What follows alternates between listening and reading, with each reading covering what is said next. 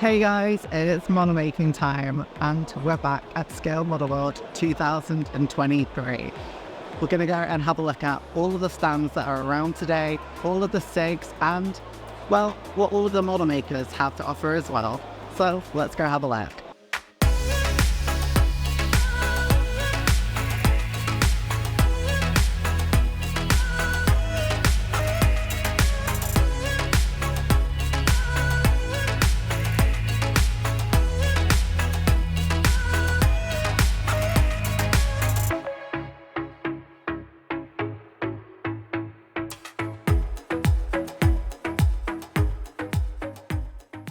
As I try to do each year at Telford, I'm starting with the international clubs, and the first one is Modellsportclub Berlin. For each display we'll look at, I've got myself to choose something, and then sometimes my partner to choose something, so we get something different to look at each time. First up is this A6M0 and this D4Y1 Judy, both Japanese from the first table that we're looking at today. Next up is the Association Maquettiste. This is again a really varied display, and there's a couple of things that really caught my eye here, including the Soko Galeb G2 in the Flying Stars colour. My partner particularly liked the US aircraft carrier Franklin, which came complete with decks full of aircraft and also the little people that you can see, well, I guess the naval employees as well. The weathering was really on point as well, so really enjoyed that. We've then got IPMS Israel. Obviously we're not going to talk about that today, but we'll look at the display because everyone deserves to be looked at in model making. First is the T6 Texan. Love the vibrancy of the yellow here, and the panel wash looks really nice, and a Mosquito TL33 to back it up as well. We're now looking at TWENOT, Dutch Armour Association, and Armour isn't my strong point, so I'm glad there was someone with me this time to help me through looking at what I should look at. And this is an AMX 13 I'm led to believe, and next is an LEdL'A EV4. I probably said that completely wrong, but I loved how quirky this thing looked. We've then got Kolner Piraten, and this was a really cool display. It was right at the end, but I thought there were a couple of things that were just really unique. Like, I don't think I saw the rest of the show, and I loved how the map layout was at the very end of the table. But this is a Miles M35, really peculiar looking aircraft, adored that. And of course we've got a Hertz, just a really lovely example of this type. We're now moving on to IPMS Serbia, one of my favourites every single year at the show. There's just such a wide array of former Yugoslavian aircraft, particularly from the manufacturer Soko, which for those who don't know was the main manufacturer of sort of aircraft for Yugoslavia and had a lot of really interesting projects.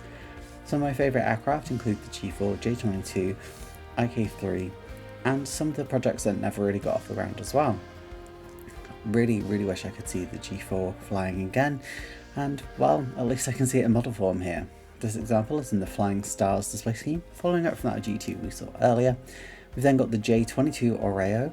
This is a ground strike aircraft.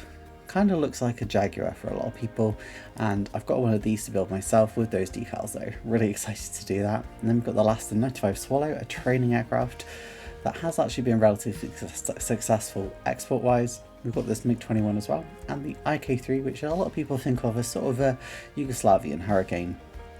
We're now heading over to Ireland. Really lovely display again this year. Last year Ireland was a really attractive display, and this year's I think had a lot of really amazing showstoppers, particularly that tank display. We've also got a couple of things that are very unique to Ireland, including of course the Silver Swallows display and this PC-12, which has a really beautiful livery on it. As mentioned, the Silver Swallows are here, and I mean, anytime there's a Fuga, I'm always going to be on board.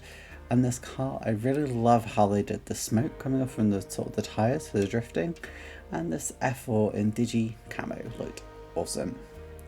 We're now heading over to the Czech Republic. There's a lovely FW190 on here, and there's something I'm not quite sure of as well that we'll see in a moment. And it was a really nice little stand there, even if it was, I think, just sort of one person potentially, but really lovely to see some people here. I always think it's such an amazing effort to come internationally with models, so just for being there, amazing. We've then got Modelbrouwers Netherlands, which is, from what I can see online, a Dutch foreign shop. I think I said the exact same thing last year. No correcting me, so I'm assuming it's right. I really liked that they were very playful on their display, particularly having that little model glider. We all had them as kids and maybe still have them now every now and again. And the Star Wars stuff on the edge. It was just a really lovely display. This is a C6M1S Schmidt, and then we've got the glider because, I mean, of course I was going to include that. Following on from that, we've got this detective deck, and then, well, we move over to Poland for Swidnica.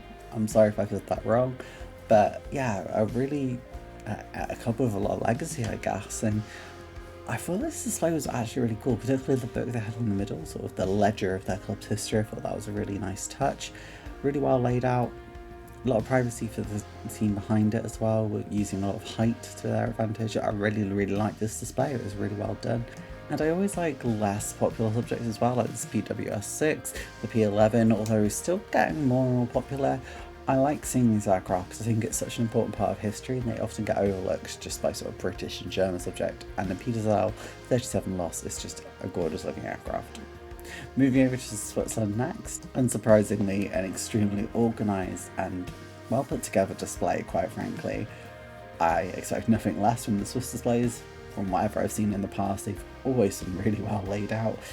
And there's a good mix here of tributes to sort of Switzerland and a lot of British aircraft here as well. Also some Lindt chocolates, which did not go unappreciated. But yeah, I really enjoyed this. A couple of dioramas on there as well. It was just a really nice display. We looked at a couple of things here, including the PC-21s, obviously of Pilatus, Swiss Pride, so I thought these looked really good.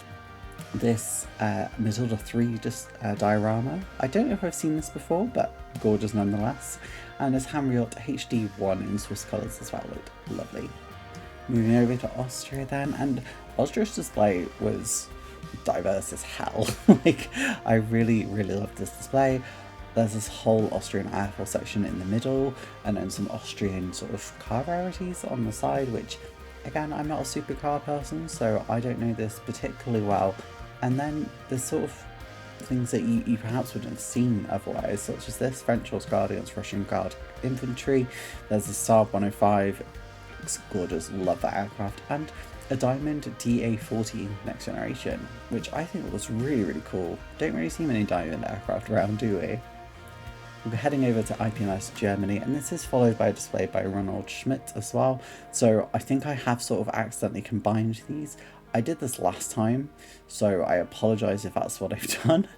But yeah, again, much like last year's, there was a lot of Pokemon stuff on display. I really like this, and anime stuff as well. It's really helpful, I think, to help show that modelling isn't just about making a model kit from scratch. It can be pretty much anything you want it to be, which I think is really important to help encourage new generations and those who are perhaps overwhelmed by traditional model kits. So it's really good to see that there's a lot of diversity on display in, well, both of these, both for Ronald Schmidt and for IPMS Germany. Now, with the Gyarados here, I like how they did the water with the foil. I thought that was quite creative and easy to transport. Slowpoke here, just vibing and chilling out. I wasn't sure what this is, but I thought it looked really cool, so I would include it. And then we've got this 43M Zinri, which from what I can see is a Hungarian tank. We've then got this Stridsvagn 103 from Sweden, and I assume this is some sort of transporter tractor. Either way, it looks awesome. I'm going to butcher their name, but we've got Interesting Mannschaft Plastic Modelbau IP84. I probably absolutely destroyed that, but hey, at least I tried. We've got a really aviation heavy display here, really cool. Do you like the fire truck in the back though, sort of tucked in there? There was a good mix of military and civil aviation on here as well. And I think I unfortunately got there just as they were still setting up a little bit, so I do apologise, there's a couple of bits missing there, that's my fault. Really like the Swiss sort of airliner there, it looked really cool. So we'll have a look at sort of a couple of different mixes. So a Spitfire F-24, sort of the rockets, which looks really fierce. And then this F-35 display where it's sort of got the canopy open, oh, it just looks really nice. And this Boeing 777-300 of Swiss faces along the side of it. Now heading over to Club de Gay Lurons Maquettiste du Loiret. Probably said that completely wrong as well, but again, at least I tried. Really nice display, some really unusual subjects here, particularly the first focus we'll look at after I've had a look at the actual stand itself, which was the Piper PA-47, something that was sort of cancelled within the last 10 years, maybe just outside of that. And that's this one here. I thought this was a really, really cool display, to be perfectly honest. An IAR 80, always a welcome sight on any display. And then we've got this Saint-Chamond, no idea if I said that right, but a French tank basically. Well, technically it's not apparently, but yeah. We're now heading over to IPMS Brussels. Again, the Belgians always bring a really interesting display, a lot of colour to be seen here. It's just really, really pretty, to be perfectly honest. And there were a lot of things I recognised from last year. That's not a criticism either. Things tend to not change super drastically over the course of the year, but I did really like this portrait. I thought it was really well done. And then, of course, we do have this Pershing tank. Obviously not my choice because I don't know tanks super well, so thanks so hard of picking that out. And a beautiful array of F-104 star vectors. Next door to them are IPMS Belgium, who have a tribute to Sabina, who would have been 100 now, but unfortunately are no longer. If you ever go to the Air Museum in Belgium, I think it's sort of just part of the Belgium National Museum in Brussels, they have a really amazing section dedicated to Sabina, and I found that really interesting because I knew nothing about them prior to my visit really to Brussels. So yeah, always worth having a look at that, and this display does an amazing job of showcasing Sabina's sort of legacy really. We've got this DC-7 here, sort of an older aircraft. And then we've got this Airbus A310-322, which I think looks just right with Sabina's markings on it. So we're now heading over to a May model club, and I thought this display was well put together. Again, I love when just displays have a good section of sort of height, have some little dividers on it, some little table runners, and there was a good variety on here as well of sort of Western and Eastern aircraft. There was also a really nice selection of sort of markings there as well. This Scud launcher particularly took my fancy. It sort of gives me Command & Conquer Generals vibes every time I see one, and this Lightning was a fantastic example of the English electric aircraft.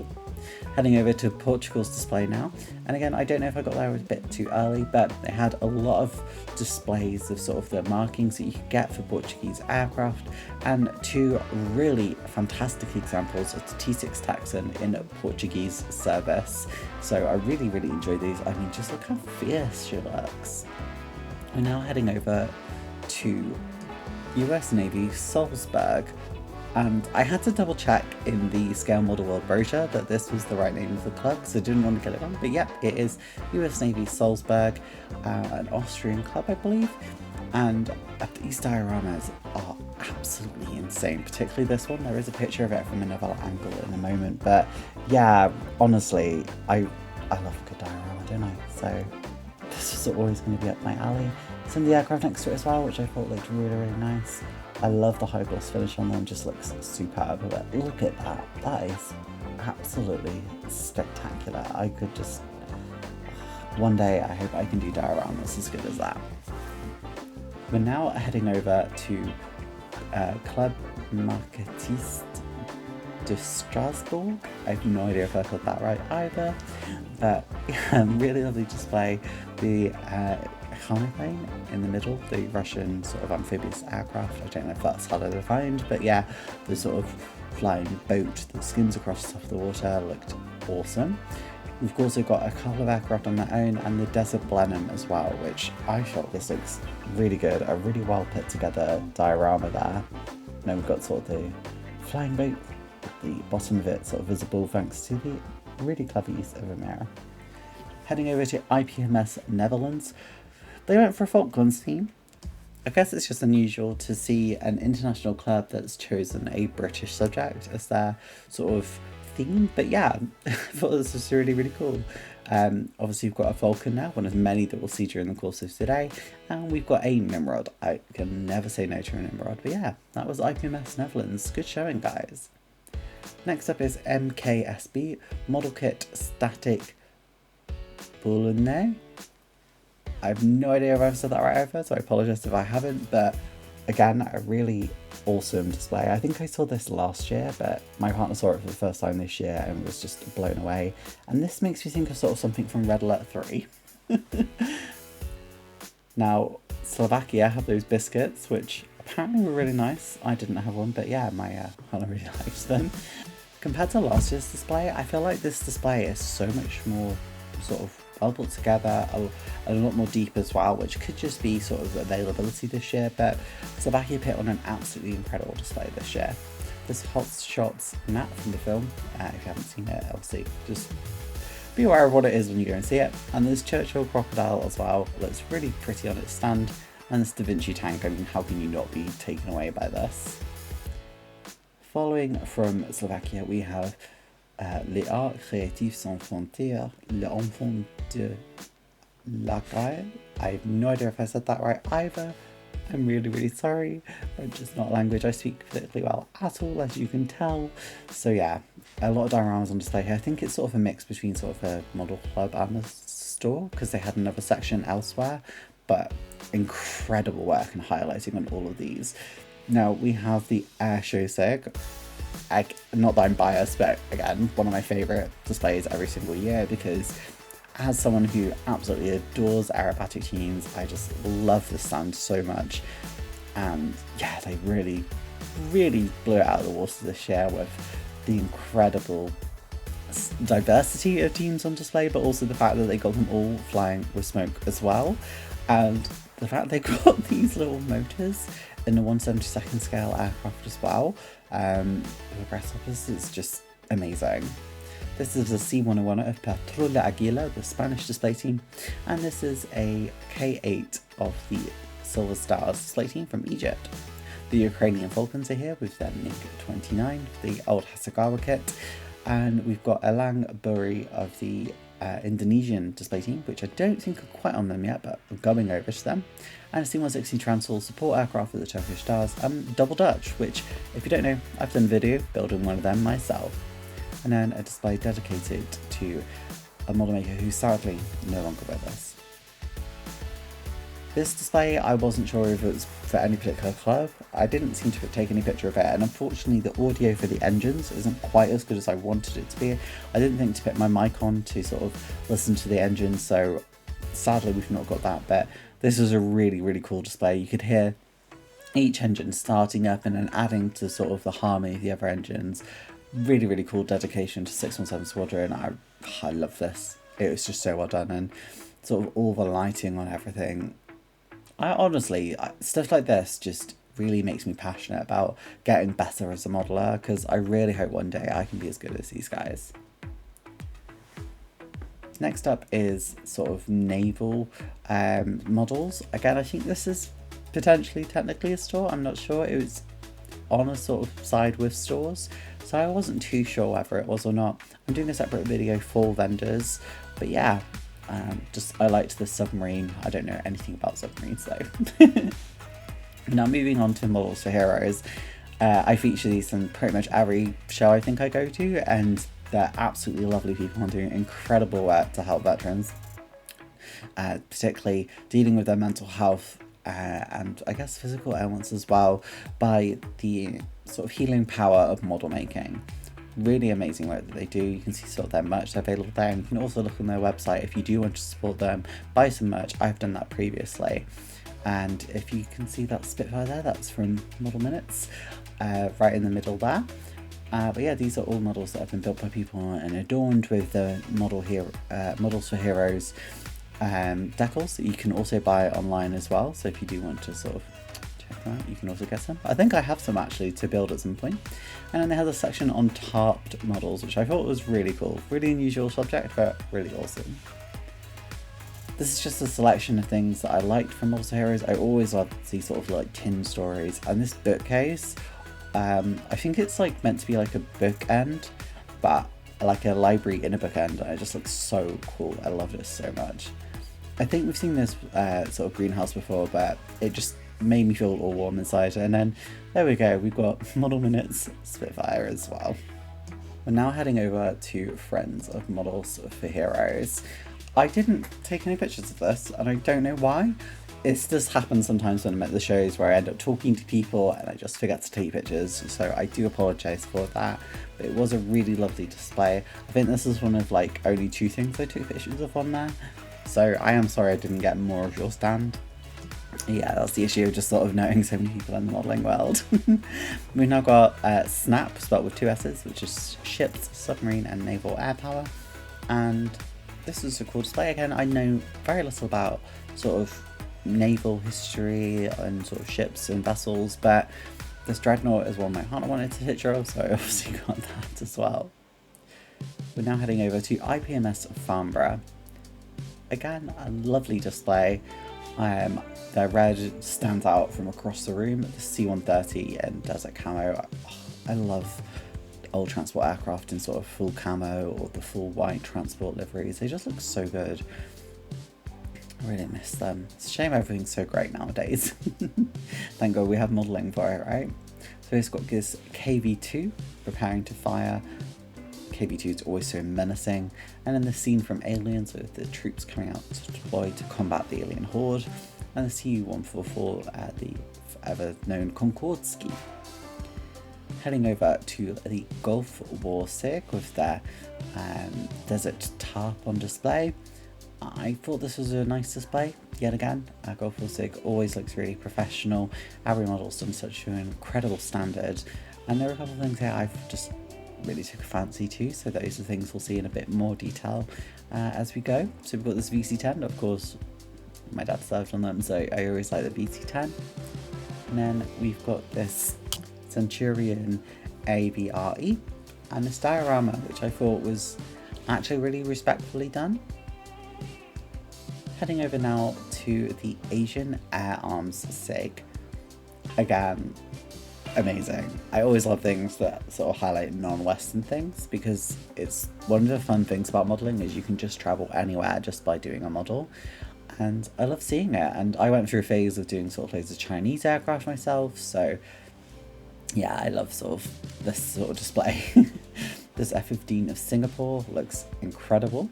And then we've got a Gannet of Indonesia. I did see this actually previously, but I just love it. And then this CJ-6A of the People's Liberation Army Air Force of China. Heading over to the Harrier SIG. Now, I'm not sure if this is a couple of different stands together or not.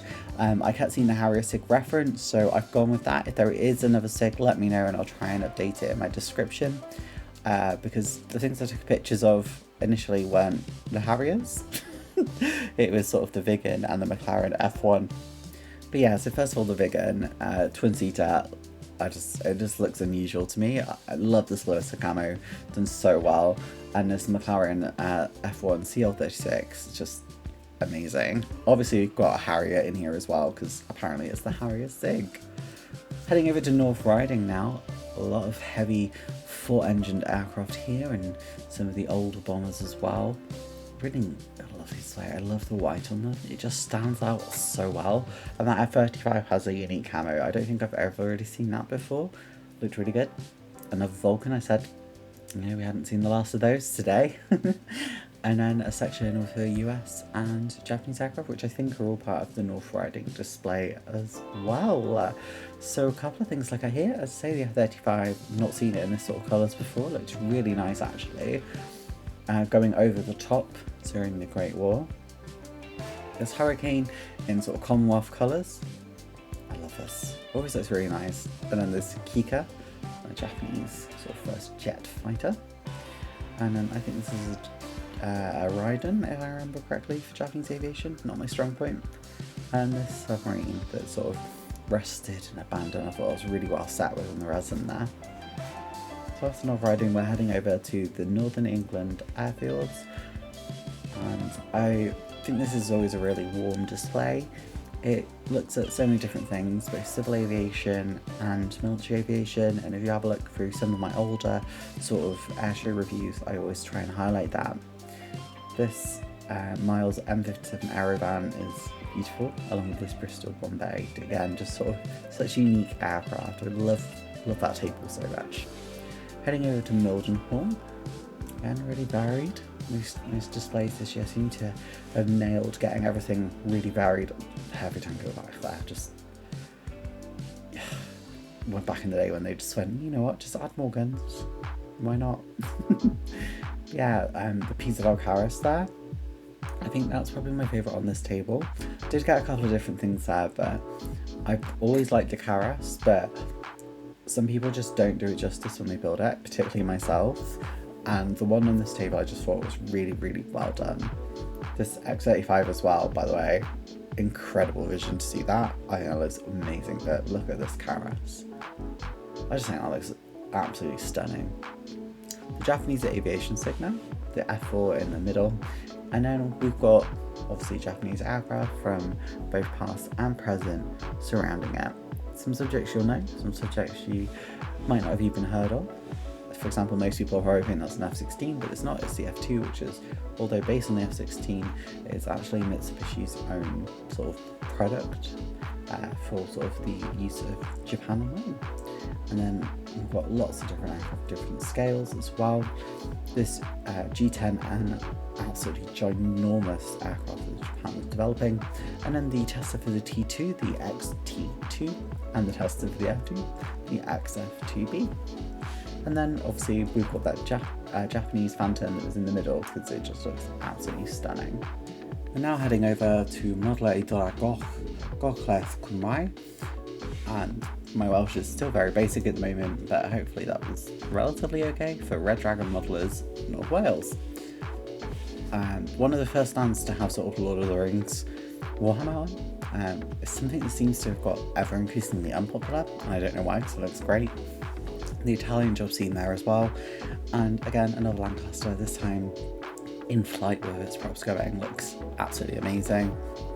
Really well done on that, it looks stunning.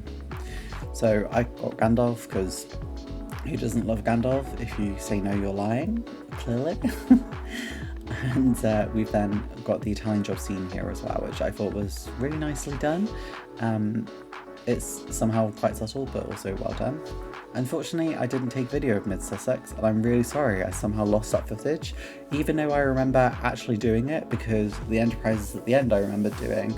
So I've got some photos of your hovercraft, the TIE Fighter, this Junkers here with the boat being loaded on top, and the Enterprise. I'm really sorry I didn't get that video, I apologise. Following on from that, we've got IPMS Rotherham and Sheffield. Now, a lot of night fighters on here, which again I think is relatively unusual. Really well laid out, massive variety of both size and scale here. The main things that caught my eye were probably things that go unnoticed by a lot of people because they're just sort of in black, but this night fighting Protez and also the night fighting Reggiane of the Italians. I just, both of these aircraft and seeing them in an unusual scheme really caught my eye. Following on from that then, we have West Riding versus sort of Leeds, and really colourful stand. Again, I really like the stands themselves that they have, sort of the crayons with the shells on them, and the GBs in the middle were really quite amusing, seeing them get ever increasingly small as the sort of the stand goes on. Really lovely display here, and there was one that I really liked, which was this Meteor preparation, where the Meteor is being prepared for, I guess, takeoff. I just thought that was a really well done diorama. Next door to this though was the Bomber Command SIG with this massive diorama dedicated to the dam busters, with sort of the water rising up and sort of covering the back of the aircraft. And it had the photos on the bottom of the stand, so you could sort of see where it come from. Using the water source to hold the aircraft out was a really clever way of doing it. This is just a really well put together diorama. The rest of the Bomber SIG, or the Bomber Command SIG, obviously features aircraft throughout the Bomber Command's history, following on from sort of, well, the dambusters that we've seen a moment ago. So we've got the Canberra here, the TSR2 in its fictitious scheme, because it obviously never got to service, and yeah, really, really lovely. We've also got the United States Air Force in Europe SIG, and a bit sort of packed in next to Bomber Command, but we've got this B-24 that absolutely towers over the table, next to things like this P-47 just sort of squished in there, which just looks lovely. We've now got the Hurricane SIG. If you haven't seen, I did a video all on the Hurricane when Airfix hosted their day at Duxford, and I went along and listened to their talk, and the Hurricane SIG had a massive display there, absolutely amazing. So I already knew which ones I really liked. The Italian Hurricane looks gorgeous, the Romanian Hurricane looks stunning, and then we've got this Irish one, which, and I just love seeing Irish aviation. I've always loved the insignia for the Irish as well. Next up is the Warbird SIG. Bits of a smaller display here, but no less vibrant and important. Another P-47 here in a very different scheme. Really, well, I think I prefer this to the camo one. And then a BF-109 here as well. Right, we're moving over to the Spitfire SIG here. Looks like the Hurricane SIG, it's one that focuses on one singular type. This is something you see quite a lot in the model making world. We're looking at, though, here a Seafire, and then we're looking at the Irish two-seater version, which I think is really unique, both because it's Irish and a two-seater. Now heading over to the Buccaneer SIG. So again, this is just Buccaneers. I really like their sign though. Their sign is really cleverly made. I love this a lot. And the Buccaneers is an aircraft that I loved growing up as a kid. I had one of the frog kits with South African markings in that I still need to make. So that was my choice. My partner chose sort of the naval version, and there's the South African one. I don't know. Something about South African one just speaks to me. Heading over to the Battle of Britain, and every time I see this I always get the music from the film in my head. So love the stand every single time. Even though I always focus on the Italian aircraft on the stand, which is bizarre to most people because most look at the Luftwaffe and the RAF. No one ever remembers that the Italians were, quite frankly, even now, because they had such little impact. There's a Casa CA211, which is obviously the HE-111 built by the Casa for the film, and then with the Fiat G50 and a Bolton Pool Defiant Night Fighter. Amazing stand again. Battle of Britain was right next to Bridlington and Wolds, and very vehicle heavy display, which is never a bad thing. And a lot of World War I aircraft as well, which you don't always see except outside of things like the Great War SIG, but I love this little diorama. And then York and District had a massive display this year, mainly because they had these sort of trolleybus and tram scenes, and there was another scene after their actual display as well. Really, really unusual seeing them, but I love them. I love trams. Anyone who knows me knows I love trams. So yeah, it was really, really cool to see that. This is that sort of display proper, so to speak, with all the aircraft that they've built. And then you can see the other display they have off in the distance. I did take a picture of the trolleybus because I thought it was just a really unusual scene. This HE-178, the first sort of German jet aircraft to take off. And then we've got the final diorama following on from it, which is sort of more of like a factory and street view, and the tower from it is, well, the chimney should I say, is pretty tall. Yeah, really amazing display there. Next to that was New Zealand. Now the New Zealand SIG is one I also love, and if my eyes don't deceive me, still lacks the CT4, so I think that's the next thing they need to get, because that's like an actual New Zealand built aircraft as well, and was used by the display team. This A4 looks amazing. The camo is done perfectly on there, and then a Lockheed Hudson, which I love the unique blue on there. We're now heading over to Wrexham Wings. Not that you can tell from the giant Wrexham sort of badge on there. But yeah, I really love the display. There was a Saab collective. We'll see that in a bit more detail in a moment. That's probably one of my favourite things on here. I just love that these sort of the car badge below it as well. It just looks really nice. And then this display for sort of West Coast Air diorama, just I thought was really nice. This is Stockton Trestle. I'm not sure if this was just sort of its own thing or if it was part of another SIG, but it was sort of, I guess, like a interwar airfield. We saw one like that last year, so I'm assuming that's what this is, but it looked really, really nice. And then we've got the Tornado SIG. Again, single type SIG, so everything on here is a Tornado. A lot of RAF tornadoes you'll probably notice more than anything else, but obviously it was used by multiple air arms including Germany, Italy, the RAF and also by Saudi Arabia. There's an RAF version here for you to look at.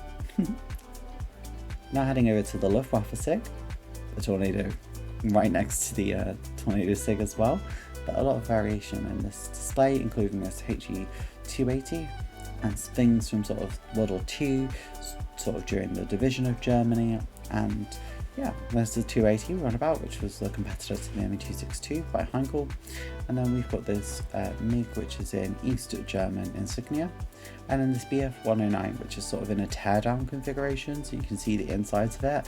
Really, really lovely display, really well done, and the mirror underneath just really adds to that overall effect. So yeah, really pretty. Now heading over to IPMS Cleveland. This was an interesting display because I had a lot of things that I don't think I saw in anything else today, including the Teenage Mutant Ninja Turtles and some fantastical elements I'd not seen. There's also Digimon in there as well, and I won't lie, as soon as I saw that I was singing the Digimon theme tune, I think even out loud a little bit. This beast just looks incredible, and the scale of it just looks great, and the Teenage Mutant Ninja Turtles I mentioned earlier were right centre stage. The F-14 Tomcat SIG, I feel like some years is increasingly becoming more of a Top Gun SIG. Not that I think there's any particular issue in that, particularly with the alternative markings in the newest Top Gun film. But yeah, lots of different colour schemes for the F-14 in here, and they have sort of embraced everything about it, including sort of the Top Gun you mentioned earlier with this 5th generation fighter that was in the newest film. This is the Transporter SIG. Probably something you don't really think about when you do model making for most people. Obviously for some people that's going to be their absolute passion. I know my partner's never really been to sort of model show before and saw this and was like, huh, this is unusual but really cool. And yeah, it's something very different, and we've got this Crusader on the back of a Transporter here and it just looks really good. After that we've got film fangs, so this is a lot of different scenes from movies. Probably one of the most different stands out of everything. Obviously some years we've had Marvel as well, but unfortunately that wasn't there this year. But yeah, Terminator, obviously I'm always going to love Terminator, but a really different stand. After that we've got IPMS West Glamorgan, another Welsh display. We don't see a lot of Welsh displays in some of the English shows, so obviously it's quite a long way to travel. I need to try and get to a Welsh show at some point so I can add that to sort of the list of shows I've been to. The Snow Speeder looked clean AF, and then we've got this Kafir here I think as well, which just looks really nice for Colombia. Next up is Black Rifles, and a really lovely display. Everyone seems to actually have their displays full this year as well, which I think is awesome. And it's cool to see tabletop games like Warhammer being taken so much more seriously in the modelling world as well, because so many of the skills transfer over, and again it can add so much colour to the scene as well. This is Langley with a purple and a dedication to 617 Squadron in the middle, which I think is really cute. Another Vulcan, again we're going to see a lot of them on tables, but I tried not to just take pictures of Vulcans because I mean, that would just be a single focus video. We've got this I-16 here, which I can never fly very well on War Thunder, but a lovely example bit into action there. And we've also got a bit of representation of just sort of everyday life with this sort of roadside cafe, which I thought was actually really nice. The Electronic Warfare SIG is going to be a bit more varied. It had a lot of history about the actual sort of development of electronic warfare on that, which is really nice. And this is followed by the Leopard main battle tank SIG. So tanks are not my forte, so I know nothing really about the Leopard, but I do enjoy seeing it in such different situations and different markings as well. And this one chosen from Kosovo for sort of the main picture I've taken from the SIG. We've then got Yasta 124 SIG. This is actually probably one of my favourite tables of the entire day. It was just so clean and well done. Sprues RS are up next, and I really like their display. There's a lot of trains on there which you don't see very often. There's also some boats on there, Indian subjects, and things that are just not standard. And obviously a Fiat CR42 Falco, which I adore, so I'm always gonna get a picture of that. Yeah, really nice display from Toys R Us this year. We've got this Mistau, which has only recently been finished and looks absolutely stunning. This Charby one. And then following on that, we've got the CR42, which you knew was going to be coming out because I love a CR42. After Toys R Us, we've got Letworth scale modelers, and this is a really nice stand again. There was a lot of Thunderbird stuff this year. I don't know if there was something more recently released. I haven't paid too much attention, particularly because I've been away from the modelling scene for quite some time due to my own personal life. But yeah, there was a lot of Thunderbird stuff this year. I don't know if it was more than before, but yeah. Also really love that scene with the Spitfire crashing into the ground and having the ambulance next to it. But yeah, look how stunning this is. It looks actually like a film set. We've got Hawker's SIG now. There's sort of two, I think, separate SIGs next to each other, but it's for sort of Hawker and sort of piston engines, and then the Hawker Hunter next to it. So I've done both of these together because I think they're relatively similar. I just sort of felt they looked really nice, one flowing into the other. IPMS Birmingham up next, with their purple and marine, I want to say. Another Vulcan, this time in camo scheme, and that C-130 of the, I guess, Turkish Stars as a support aircraft. Also seen off as Valiant, I think, of the day as well. And a couple of dedications spread throughout their stand as well. Lovely Grim Reaper at the top as well. In terms of what I chose to look at here, I chose to look at the C-130 of the Turkish Stars, because I just thought that was incredibly well done. A Valiant in anti-flash white, it just always looks really good. And then this Bristol Belvedere, the helicopter, the Chinook for the UK that never really took off.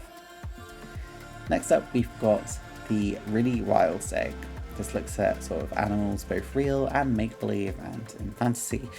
So a lot of things that are just, I guess, again, not really common, and in this hobby can quite often be overlooked. I did one of the birds from Ethics. I did the Ethics Owl, and I've got a load more to do, and I really enjoy them. So I really like seeing this SIG. I think it's really important to show the diversity we've got in model making, and that it can be anything from dragons to sort of an ornate cat to a beetle. It can be absolutely anything that you want it to be. After that, we've got the Mirage SIG. Now, I actually ended up choosing Mirage F1 and Mirage 2000 for things to have a closer look at, but there's so many different schemes for the Mirage because it was such a successful lineage of aircraft. So we've got this in sort of D-Day anniversary schemes for Mirage F1, and then we've got this Mirage 2000 in a very different sleek black and yellow scheme. Next to that was the French Air Force SIG. Again, a lot of variety on display here, a lot of Mirages again, but I love this so much. I love French World War II aviation a lot. I actually, you'll see in the next video, got a lot of French aircraft from this show, so there'll be a lot to come in the future. But in terms of what I really liked on this stand, I love this MS-406, such an adorable little aircraft, and the Block MB210, the French medium bomber. So we've done with French for now, and we're heading over to Chelmsford Model Club. The blue on this seemed to be quite popular this year, sort of bright blue and baby blue, seems to be in a lot of stands. Near Automata being on display here, if I've got that right, I think it's from the video game. And we've got the first of several Saunders Row SR-A1 jet flying boats, recently released by Extra Kit. IPMS Cornwall, again another really far away place to come from for a model show. But yeah, really lovely stand. Again, one I don't see super often because of the distance. I really like to display. I chose sort of some interesting things off here, the Richthofen Typhoon, and there was also the Sea King sort of layout in a hangar saying goodbye to the Sea King. I thought that was just really, really pretty. North Somerset Modelers Society are up next with their contrasting green. Sort of very chroma key green, isn't it? No one get any ideas. I didn't take as many pictures of this as I meant to because I ended up talking to one of you lovely people who came up and spoke to me. So I only got this J29 Tunnon of the UN, but yeah, really lovely display. Land Rovers were next to them, and there was a limousine one that I thought was really cool. And then they had loads that had like actual flashing lights on these tiny, I guess 1/76 scale Land Rovers. Like, I could never. Looks awesome. Next to Land Rovers was Universal Modelling Society, one that I see quite a lot of different model shows. If I remember right, they're based in Birmingham anyway. I forgot to take photos for that one as well. I remember someone spoke to me not long after I went past your stand, so I do apologise. And then I ended up going over to the Aviation SIG as well, where I did take quite a lot of pictures, I'm not going to lie, because dioramas to me help bring models to life. I really want to start making some dioramas, but I am terrified of doing it. But looking at these, it just gives me so much inspiration to do them in the future, because they look absolutely phenomenal. You did such an incredible job. And I love that this SIG has been so well established now, because it looks great. I mean, that just looks like a picture, doesn't it? Then we've got the Ukrainian Sea King after this, which I think is so important and really helps just highlight what's happening in Ukraine at the moment. There's I-16 that's gone up for repairs, I just thought was adorable. And this Low and Fast Tornado. Again, really nice. Everything was so different, really nice. The 32nd SIG, everything's bigger. I could never do 32nd scale stuff because I have no room to put anything, especially a diorama like that A20. But I love looking at these because there's so much detail in 32nd scale stuff compared to obviously everything else, because you have so much more room to play with. But yeah, this A20 diorama just, it looks unreal, honestly. The Mosquito SIG was next up, and a prototype you can see right in the centre. That was one of the ones I sort of really liked. I think it's just sort of the contrasting colours. I've never been a massive Mosquito fan, I'll be really honest with you, but I know it's such a popular aircraft, I'm not surprised to see so much variety on the Mosquito SIG. This Israeli one though, in bright yellow, just, I don't know, makes me smile. We've next got IPMS Harrier. Very contrasting to the mosquitoes we've just looked at. We've got a lot of aircraft in different colours. I think that's Spitfire, if someone's told me correctly. It was the one by Gais stuff. It looks really nice in the pink, so well done on that. Yeah, a really lovely stand. I really like the layout of the stands as well. Love the ferry in this sort of pink. Ugh, it just looks gorgeous. And I also got this Mercedes AMG TT3 because I don't think I'd taken many pictures of cars, and I just thought that was a really cool sort of livery on it. Now heading over to IPMS Barnet. I mean, those people who know me probably already know which aircraft I'm going to be taking a picture of, because I'm quite predictable in that fashion. The green really flowed over from the previous stand as well. I don't know if that was deliberate or not, but it actually looked really nice. And yeah, of course I went for the Fiat G50, because of course I did. We now head over to Wakefield with their red velvet base for all of their aircraft. There's an Adaro that we'll see a couple of those throughout the show. I did have to split this one up because I always try and film around other people rather than through them, because I don't want to get in the way too much. Love the digi camo on that F18 as well, looks gorgeous. But yeah, look at the stunning camo on that. Honestly, like Digi and World War I camo have so much in similar, and I am so envious of people who can do them so well. Four Corners are next, and Four Corners have got a good reputation, I'd say, as being sort of really incredible diorama makers. I actually had a lot of people speak about Four Corners whilst I was at the show. A couple of people actually mentioned them to me and said, oh, have you seen their stand? Of course I have. It looks amazing. So again, well done for another successful year. I don't think you've ever put out a display that's been bad. I think it would be impossible for you. Now, just to take a break from some of the stands, we're going to have a look at Airfix, just because, I mean, how can you not when you come to Scale Model World? I am going to do an entirely separate video looking at everything new coming from all of the manufacturers, including Airfix, Revell, Tamiya, because I got footage from all of them, so I was like, hey, I'll do a separate video for them, and then we can have a look at my haul that I got from the show as well. So this is just an initial look, and I'll go through things properly when I go through that separate video, which should be out next week. But yeah, looked at everything they had on display there, and it was really nice that they did things in painted and unpainted. It was just a lovely display. I am so sad that I don't do 48 scale because that Gunner looks great, but it's making me want to do my Revell 1/72 scale one, which, sorry FX, I know that I should be saying I want to do your one, but I just don't have room for 1/48 scale. Plus I'm just a 1/72 girl, what can I say? Yeah, it looks absolutely stunning. Incredible work has gone on that. We've also got like some of the other aircraft that are relatively new as well. So we've got sort of the Sea King in the larger scale as well. There is of course the newest release from FX as well, which is the ME410. FX's stand is always really nice, and they had a Scout Ferret car as well behind a stand. You may have seen that in my community post. And then they have everything that they've sort of released relatively recently still on sale as well.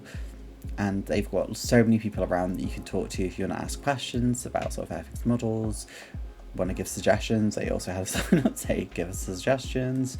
So yeah, it's always a really lovely display, and I really can't wait to see what FX does over the next year as well, because I think they've absolutely smashed it this year. But we'll talk about that in more detail when we actually go through the video on that. Right at the end here we have got the FX Club as well. I am a member of the FX Club. I think I joined it at the start of last year. Can't really remember, but yeah, that's what they've got coming out next year. And then we've got the 410, which is the most recently released aircraft, which I saw a lot of people buying at the show, so it seems to be a really popular subject. I always wanted to build a 210. I've been meaning to build one for ages, and the 410 is so similar that I may as well just go and build one. Following on from FX, we have IPMS South Somerset, or So-So as it's called, which always makes me think of The Sims going So-So. I think this led on to another stand as well, so if I did get a couple of them mixed up, I do apologise. This does happen on occasion, but this Whirlwind was a really fantastic example. My partner absolutely loved that. I love this little Norwegian scene. Really unusual subject, but looked really cool. After that we've got the Southwest Aviation in scale. Again, a really well varied display. There's one thing that really caught my eye. You can see it right in the corner, the Blue Diamonds Hunter. Absolutely stunning example. Makes mine look like absolute crap, but I love your one. It's so well done. And then we've got Southeast Essex. Really like the blue on your table, I'm just going to say as well. We have seen a couple of these examples before, so the Horton in the wood we have seen a few times. A lot of naval representation on here as well.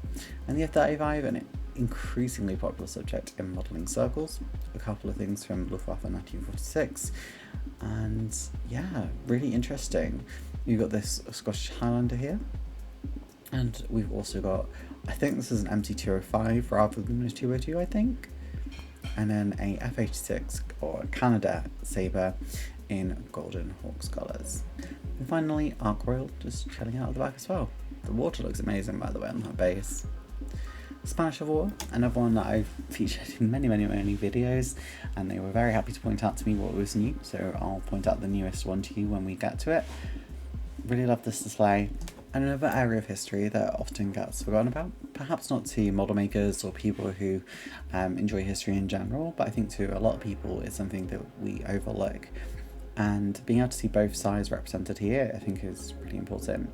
The CV11 in its more unknown grey scheme, this SM81 Costello. We've also got this sort of holding out scene for the Republicans. And this is the newest one that they wanted to show, which is really kind of haunting and highlights the brutality of the Spanish Civil War. This tank is a Modelo Trubia Serie A, and then we've got a celebratory scene from the Republicans, where it still came across that way to me. After that, we've got the Supreme Acts of Valor SIG. Every single item on this stand, whether it's a person or a plane, has a story attached to it, to either the pilot, soldier, or other person who is involved in the incident that the, I guess, subject relates to. I've only taken a couple of examples here, but it's really one that you want to go check out and just have a full read through, because it's really quite remarkable. This one is for John Aidan Liddell. This one is for Stephen Alden Beatty. And this is for Sidney Frank Godley and Maurice James Deese. Sub Warfare SIG is next. again, I know nothing about submarines, so I've done my best to try and make sure I've got sort of the actual SIG included. And I've looked at an aircraft, unsurprisingly, as a part of this, but not the Gannet. I've looked at the Blackburn Kangaroo, an aircraft you don't see too often. We've then got IPMS Brampton following up next to it, with some really unique examples, a lot of focus on sort of speed, and there's a couple of sort of speed record attempts linked on here, and just really fast subjects. This Swift is for the 1953 World Speed Record attempt, and it looks really good. We've got a couple of sort of fantasy dioramas at the top there as well, and then I like the stand with the sky background as well. I think that was a really unique example. This is just a really detailed diorama and unusual as well, and the Swift is not a super popular aircraft either. We've also got the Tu-144, again Konkordski. We then got Between the Two Wars, it's in World War I and World War II SIG. A couple of unique examples on here. I couldn't work out if that was a IP3 or a Yugoslavian Hurricane, so someone who can tell the difference better can let me know. And if otherwise, we've got this short S-23 giant seaplane there as well. After this, we've got the Latin American Aviation SIG. Again, a part of the world that we see, I guess, less than European subjects or even really Asian subjects, so it's nice to see them here.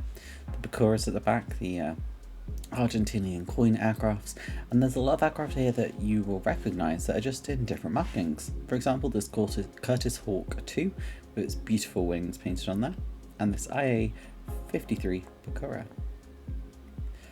We're now moving over to the Mediterranean though, with the Mediterranean Theatre of Operations SIG. There's a lot of subjects here that we will have seen on other stands already, including things like BF-109s, P-51s, and more modern subjects as well. There's also things like a Wyvern there too. This MC-200 I think has absolutely spectacular camo. I'm assuming the propeller moves with the switches on the bottom, but unfortunately that wasn't on at the time. This P-51 was a lovely example, and this Matilda 2, or Matilda 3, sorry, also looks fantastic. We've then got Airport, Aerodrome and Airfield SIG. There's a couple of these SIGs all coming up that have quite overlapping themes, but what I really liked on here was Flybe. I don't know why, but I've always loved Flybe's sort of colours and livery, particularly the purple on their prop aircraft, so that was what I sort of focused taking a picture of. And this British Caledonian BAC 111, it's really, really nice. Now heading over to the under new management, where things that were built by their originating country are used by overseas operators, whether they could be true or they could be fictitious, but it's always a really nice way of seeing things from a different angle. It's Anson in Soviet colours, all silver, looked really nice. We've got P-38s in both Italian and Yugoslavian colours. So yeah, really, really nice. Next to that, we had the Great War SIG. Always one of my favourites. Love this little tribute to Ukraine that they've still got on their stand, because again, I think that's really important. A lot of subjects I won't know the names of, because World War I aviation is something that I should learn more about, but I still know relatively little about. Perhaps because most of the video games I play are focused on World War II flying rather than World War I, so maybe I should get into playing some of the World War I sims out there as well. The silhouettes and portraits on there as well are absolutely stunning and did a really fantastic job, and the dioramas all look really good too. In terms of subjects I've chosen, I try to take things that I haven't looked at in previous videos, because I've looked at the Great War SIG so many times that I'm trying to just make sure I vary it a little bit, so apologies if I have got anything that I've looked at already. For them, I try to look at the Ukrainian DFWCV. This just looks really, really cool. And again, Ukraine, so it's really important. We've got this Etri Taub, looking like a bird. And then the Gotha GV, or I'm assuming it's G5. We're now heading over to the Antarctic, or the South Atlantic SIG. A lot of variety in this, and everything again has its own story. The information on here is really good, so if you get the opportunity to see the SIG, make sure you take the time to read everything, because it's always so fascinating. We've seen the Catalina there, and then two ships, the Fram and the Kainanamaru. And then we've got this Tucker Snowcat. I love the Snowcat, it's such an interesting vehicle. The Airfix SIG bind, again, I've seen the SIG many times, so a lot of these things look really familiar. I do like that they've added the F-35 into their display in the corner there. Looks really cool. They've got airfix from all through its history, including its sort of transport and train section, and then obviously the aviation section, which still remains extremely strong within airfix itself. Airfix has a lot of models that have perhaps become very outdated or have been released by newer manufacturers, but it's nice to see things that you wouldn't see every day anymore, like the Dalek and this bus. But we've got to move on next to the IPMS Northern Ireland stand. This is really nice, and I don't know if I've seen Northern Ireland there before. I don't know if you've been to Telford before. I may just not remember, but either way, this is a really cool stand, and it made a really good impression. I love this card display. I don't know cards at all, but look at this picture, it just looks stunning, really well done. And then we've got these two sort of standoffs next to each other as well, with a red in the middle, and a scene of, I'm assuming, sort of old Airfix, Native American or indigenous peoples, which I think was painted really nicely. We've now got Nottinghamshire scale modelers. I don't know why I said Nottinghamshire so weird there. But we've got APZ 38T and an SEKFZ 222. They look really nice together, by the way. And then from looking this up online, it's a class 4 train. I hope I've got that right. We've got Newark next. I've met them many times, so lovely stand as usual. A really nice focus on sort of different things now. We've got the gun in the middles, but we've got this combat tank and the M16s, as sort of said, the guns in the middle. I've never really done one of them before. Maybe I should try doing one of them at one point. After that, we've got Lincoln Scale Model Club. Love that little tank emblem as well, with the sort of lighting up. It looks really cool, and a blue crushed velvet base.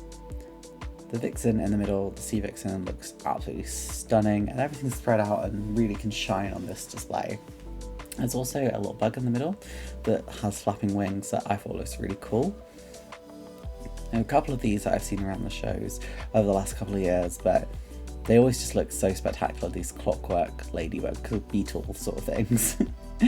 Each other item on there is named after an animal, as you can see in front of it. So for example here, it's a swift, it's a picture of a swift. Then we've got the badger with a picture of a badger. So it was a really nice take on sort of theming there. We've then got, I'm not sure if this was again its own thing, if it was a Battlestar Galactica SIG or not. But either way, how can you not love Battlestar Galactica? I'm more of a remake admirer rather than the original, I'm going to be really honest. But yeah, absolutely amazing stand there. After Battlestar Galactica, we've got Gunpla and Mecha SIG. Gunpla is becoming an ever increasingly popular and important section of the model making community and encouraging people to try the hobby for the first time. In fact, my partner's actually bought one to do because I was like, well, these are really easy to do in comparison to traditional model making. And you can get some absolute bargains of older models on display as well. You don't need a lot of painting skill, or any necessarily for some of them, so it's a really nice and easy, accessible way to get into the hobby. After the Gunpla stand, we've got IPMS Rutland. Again, a really lovely display on here. I love the sort of horseshoe logo in the middle as well. I think this was the stand that the last few years I have had like an admiration for a couple of their pieces, and I'm glad to see that they've sort of changed it up. We've got the sort of Milka AN2 in the middle there, and this P40 with flags from different places it's served, I'm assuming. And then this 219 Owl here as well. Next up is the Army Aviation SIG. Really love this stand. Really love the Lynx effect and how they really embrace the cheesiness. For those who don't know, or perhaps are Americans as well, and I think Australia, Lynx is Axe body spray internationally, and Lynx is also the name of obviously the helicopter that we've used for a long time, so that's why we've got a Lynx on a Lynx display. I thought that was absolute genius and really made me laugh. And then Apache, and I really like the ruggedness of the base on this, it's just really nice. After this, we've got Olden Vaughan Modelers, and again, I don't know tanks super well, but my partner was impressed with these, thought they looked really good. I loved the aircraft on display, I particularly love the L-29, so we'll see that in a bit more detail, and the helicopters looked stunning as well. believe this is an AS90. Hopefully I've got that one right. And then we've got this L29 here, which just looks really smart. Now, I'm not sure which one this is, and a couple of them have moved around from what the map is in the brochure. I'm not sure if this is Swords to Plowsharers, because I don't think I've got them anywhere else. But I apologise that I'm not sure who this is. Let me know in the description and I can add you in. However, I know exactly who this is, and this is the Spaceflight SIG. Obviously, anything space related. My knowledge is not massive in this section, but I do like seeing them, particularly the scale of everything here. Some of the rockets are absolutely ginormous. I have tried to take a step back so that you can see these in a bit more detail, because it's truly a massive display. I do not envy them having to transport them to Telford every year. Next to that though, we do have the NASA SIG. Very similar sort of theming, so it's nice that they are put next together. It does look like this year, I'll be honest, Telford's, or I should say IPMS, have thought a lot more about what stands to put and where. I did like how grouped everything was this year. It looked really nice. Obviously, being the NASA SIG, there's a lot of different things, whether it's space aircraft or it's general aviation, and anything that's related as well. Next up though, we had something completely different. This is Colin Morgan's diorama. From what I could see, this was stunning. It always had a crowd around it.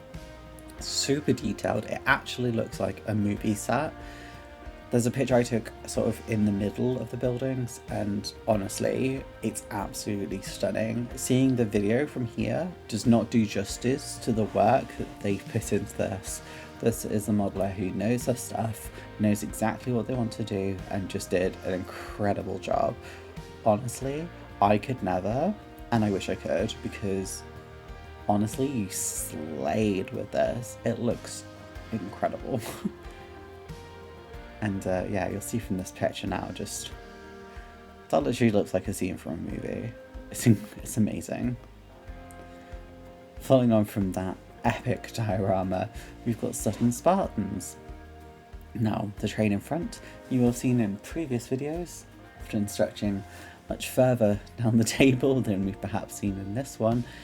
But yeah, and they've also got the giant gun there, the Schwerer Gustav. That's not a particularly utilised gun or useful gun, but yeah, giant gun. Anyone who's seen Girls and Panzer will know that as well. Again, love the crayon stands, put to very good use on this table, and a really lovely selection of models on display here as well. Mentioned the Schwerer Gustav already, and then we've got this SM82, which looks gorgeous. He does such good work. Italian aircraft always get me. And then this Ace Command vehicle as well. Next up, we've got Sutton Coldfield. From Sutton Spartans to Sutton Coldfield. Been to Sutton Coldfield's show a few times, so I've seen their displays a few times as well. Again, it seems like there's been a lot of change on here. I like the cars that have been interspersed around the models, and this dinosaur on the top was just beautifully done. Love seeing the mole here. Again, another Thunderbirds reference. Looks really good though, really good. Next up, we have Norfolk Scale Modelers Club. Everything on here seems really based. And I don't mean based as in like, yeah, based, but I mean like everything was based on a base. But again, really nice display here. I think bases come out a lot as well, almost like sort of singular dioramas in a sense. Quite a large display here. And got cars from the sort of 1930s onwards as well. We do have these charging infantry, which I thought were painted spectacularly, and then some Adeptus Sororitas, Sisters of Battle here as well. Following on from them, we have Beaver, who I nearly got their name wrong several times, and my partner also looked at their name and thought it was Belvoir, so I'm glad I'm not the only person who's made that mistake with their name, but really lovely stand yet again. These hawks looked really lovely, sort of flying over the British countryside. I thought that was really nice. And a wyvern here, always a popular aircraft. Again, something I've seen a lot in War Thunder. We've got this Lancaster in laminar flow research, which just looks awesome, and a tribute to the Le Mans 24-hour race. Next up is Ipswich, and you can already see a Fuga Magis there on the table, so yes, we are getting a picture of that but they've got a wide variety of Cold War era aircraft on display and some 1946 Luftwaffe aircraft too. Really lovely stand, a lot of variety. Look at the B1Bs there, ugh, gorgeous, in both the grey and in camo schemes, which is just incredible. Another Saunders Row SRA1 as well. Red Devils Food Magister, obviously one I built relatively recently, so really love this. And this Buccaneer in sort of a teardown configuration, where it's going through some repairs. An Avro Canada Arrow as well in the prototype scheme. We're now heading over to West Suffolk. A couple of MiGs that caught my eye on here. Again, a really lovely stand. Lots of massive tanks, which I could never do them. You have to put all the tracks together and it would kill me, but absolute respect for doing them. I believe this is an Edward MiG-21 if I remember correctly. And then we've got this MiG-23 I want to say, or 27 next to it as well in Czech colours. We've then got the Airliner SIG. This is, as I say, sort of following on from one of the ones we saw earlier. This has a tribute to the BAC 111, and I chose this Aer Lingus one because I thought it just looked well unusual and really pretty. And this British Airways one where it's got sort of the darker grey on top. Now moving over to the Civil Aviation SIG. There's a massive Dornier that dominates the centre of this stand, as you can see in a moment. There it is, absolutely giant. But yeah, I mean, the Dornier DOX2, absolutely stunning. Then we've got this sort of general transport scene here, which I thought was just really well done. Next up is Wisbech, or Wisbeach. I always say it wrong every time, so I say both. And then you can correct me. Sort of Concorde and Concordski, the Concorde and Tu-144 at the side. And then we've got a couple of things here that we've seen a few times. I think we have seen close at the Land Speeder and the Triceratops before, but we're going to see both of them because, again, this display has a lot of differences compared to the traditional model maker stand where it's full of aviation stuff. So yeah, really like both of these, really unique stuff. We are now at Wolverhampton. There is a Afghan girl there from National Geographic, I believe, and that was one of the things that I thought looked the best on the entire table, just because it was a really interesting take, and again showing the benefit of model making to represent things in the real world that we have experience with. There's also the Fiddler, which again I thought was really well done, and then we had this Bulgarian Su-25, which I just thought was unusual, and that's why I chose to take a picture of it. Following on from Wolverhampton, we have Horsham. A lot of cars here, really extremely well weathered. You really have to see them in person to appreciate them in their full capacity. A Tiger that's lost its tracks. And we've got the South African Air Force P-51, which I just thought was, again, really unique subject. Following on, we've got Fenland and Spalding. One of the examples here I've actually built again myself, so I really like what they've done. You see the snow bases on the right, they actually had a lot of glitter in. I thought they looked really pretty, genuinely. I love this finished Blenheim. Obviously I did mine with skis. This one has tyres, looks really nice. And we've got this Swiss BF-49. Again, that seemed to be a popular subject at this year's show. We've also got Phoenix modelers here. Lots of trucks on display here. Trucks seem to be, it goes through waves. Some years you see loads of trucks on, sometimes you don't. But it was nice to see them on something other than the truck SIG. I don't know anything about trucks, but I just think they look really nice, and they generally have like real rubber tyres if I'm not like believing right. So yeah, it was just really cool to see them. We've then got IPMS Mercia. Everything on their stand had its own base pretty much, which again adds a lot to just the model itself. It can help bring it to life or set it into scene, like with that B-17 at the front there, and even the tanks are just going down the road, to be perfectly honest. The CR-42 on the grass bays, I love the CR-42. I know it's the second one seen today, but never mind. And this Javelin in all white, not something you see very often, really unusual, looks lovely. We've now got IPMS Peterborough. Peterborough is somewhere I've never actually been to their shows. I don't think they had one last year if I remember correctly. Love the V1 launcher they've got there, and this dedication to Porco Rosso. We're now heading over to Road to Track, So this is the section of the show where I know very little about the subjects. That's the beautiful thing about model making, is there's always something new to learn, and there's always going to be subjects you don't know a lot about. So for a couple of these, I'm not going to know a significant amount. I mean, I take the pictures of the ones on this stand because I like the Tic Tac car and the shell car basically, but I still want to be able to showcase them even if I don't know a lot about them. Just breaking up those though is the movie and TV SIG. Two things on here I really liked. Again, I've just done what I liked on here. There's Predator that you can see there, and then the TARDIS and Doctor Who there. So those are the things I took pictures of. Obviously, everyone loves different TV and movies, so there's definitely something on that stand that you're going to like. So we're going back to things that I don't know though. So we're going to the truck SIG. I really liked how they did this in a different way though. So it wasn't just a lot of like trucks on here. They did like the cabin inside of one, so you can sort of see like the life of a trucker. I thought that was really cool, like really unique idea. I really liked that. And then after that, they've got sort of fully old school with like, what was the forerunner to a truck? Oh yeah. So I thought it was really well done. Really lovely stand actually. After we've gone to that, we've got IPMS Stafford. This is one we see at a lot of the shows we go to, and they always are absolutely on point. The tram in the centre there has actually been featured recently, and you can see the magazine underneath there. So maybe one you're actually familiar with yourself. Entire scratch build, absolutely incredible work. They used to have a lot of buses and coaches as well that were all scratch built. I love the stand so much, I'm not gonna lie. I do have biases towards some stands because they always just absolutely slay. And I guess I see them a lot more as well, but yeah, how can you not love that tram? It looks spectacular. RF personnel inside the wall as well. Just really unusual concept. And I think that's one of the things Stafford does really well, is they just do what they feel like and highlight the beauty of model making being anything you want to do. So yeah, absolutely well done. Thank you so much for bringing such unusual and highly detailed concepts to the modelling world.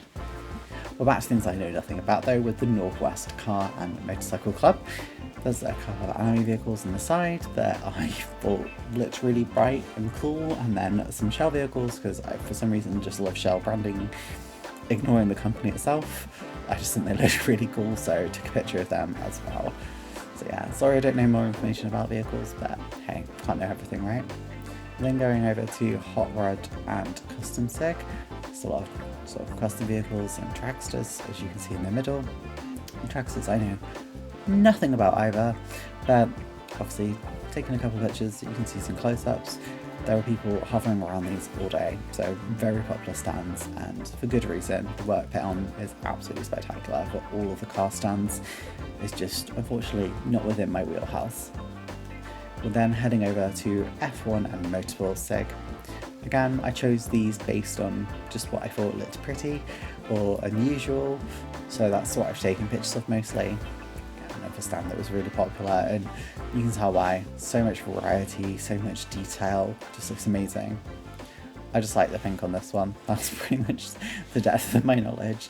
And obviously this is a tribute to the Le Mans race, and I believe this is also Le Mans, maybe? I don't know, but either way, it looks really cool, the detail put into that. Next to them, we had the high-speed flight SIG. I think it's the SIG, but I thought it was really cool. A lot of unusual aircraft that you won't see a lot of. For example, this Piaggio Pagana PC7 and this Crosby C14 as well. I love sort of the 30s, 20s racing aesthetic. This Gloster 3. And we also have a Singapore Concorde, Singapore Airlines Concorde. Looks really nice, doesn't it? We've then got the IPMS Cars and Motorcycle Group. My partner actually chose one of the ones to take a picture of, so it's not just me. And I did really like the van. It sort of stands out. The Maquettiste van, as I've just sort of called it. I don't actually know what it is, but I just thought it looked really unique, and obviously is a brand I know. And then we've got this Jaguar as well. Following on from that though, we have Pool Vikings Model Club. Again, one I've seen many times, particularly in model shows I've gone to down south, and surprisingly, love the Alice Cheetah in the middle. It looks absolutely stunning. A selection of Land Rovers on the side there as well, and another duo of Hunters. A lot of aircraft carriers at this year's show as well, I have noticed that. I really like naval modelling, but I'm too scared to do it.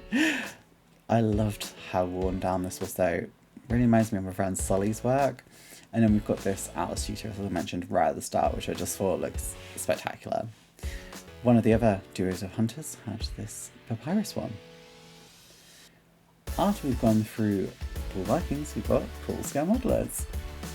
A couple of things here that I really liked. I think I might have seen a previous show, so if these have come from previous videos, I do apologise. But again, it's sort of more unusual things that you perhaps won't see at every single show. And that includes a Fokker TV3, or maybe it's a T8, I don't know how they actually say them out loud. And another piece of L37 Lost, but this is the Fokker that was mentioned earlier. I think this just looks beautiful, lovely example. And then this piece of L37 Lost again. There's another protest as well that we've got on here. This time not in Knife Fighter colours. And a Viking glider as well. There was another SIG following on from this, which is Target Facilities. I wasn't sure how much of this was crossover, but I tried my best to distinguish them. A really lovely selection, again, of areas of modelling that a lot of people might not either know a lot about or might not do a lot.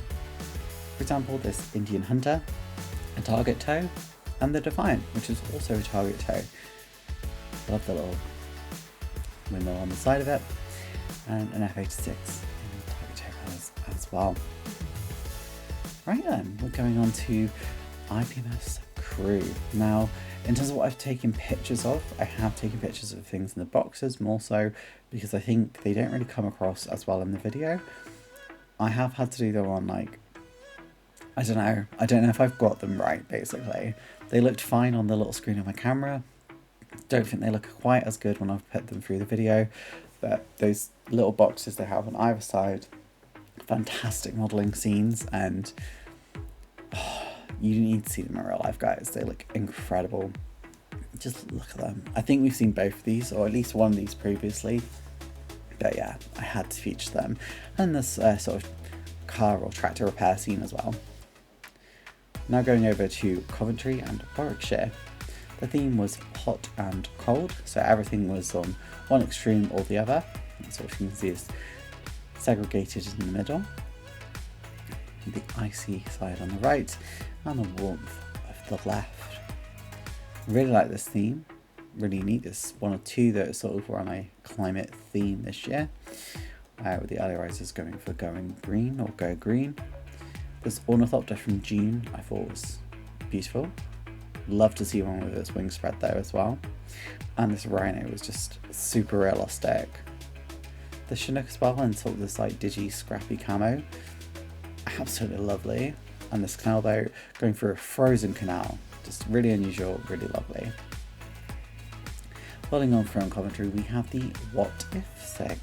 What If SIG is obviously things that have never come to be, or are just part of someone's absolutely fantastic imagination. It can be anything.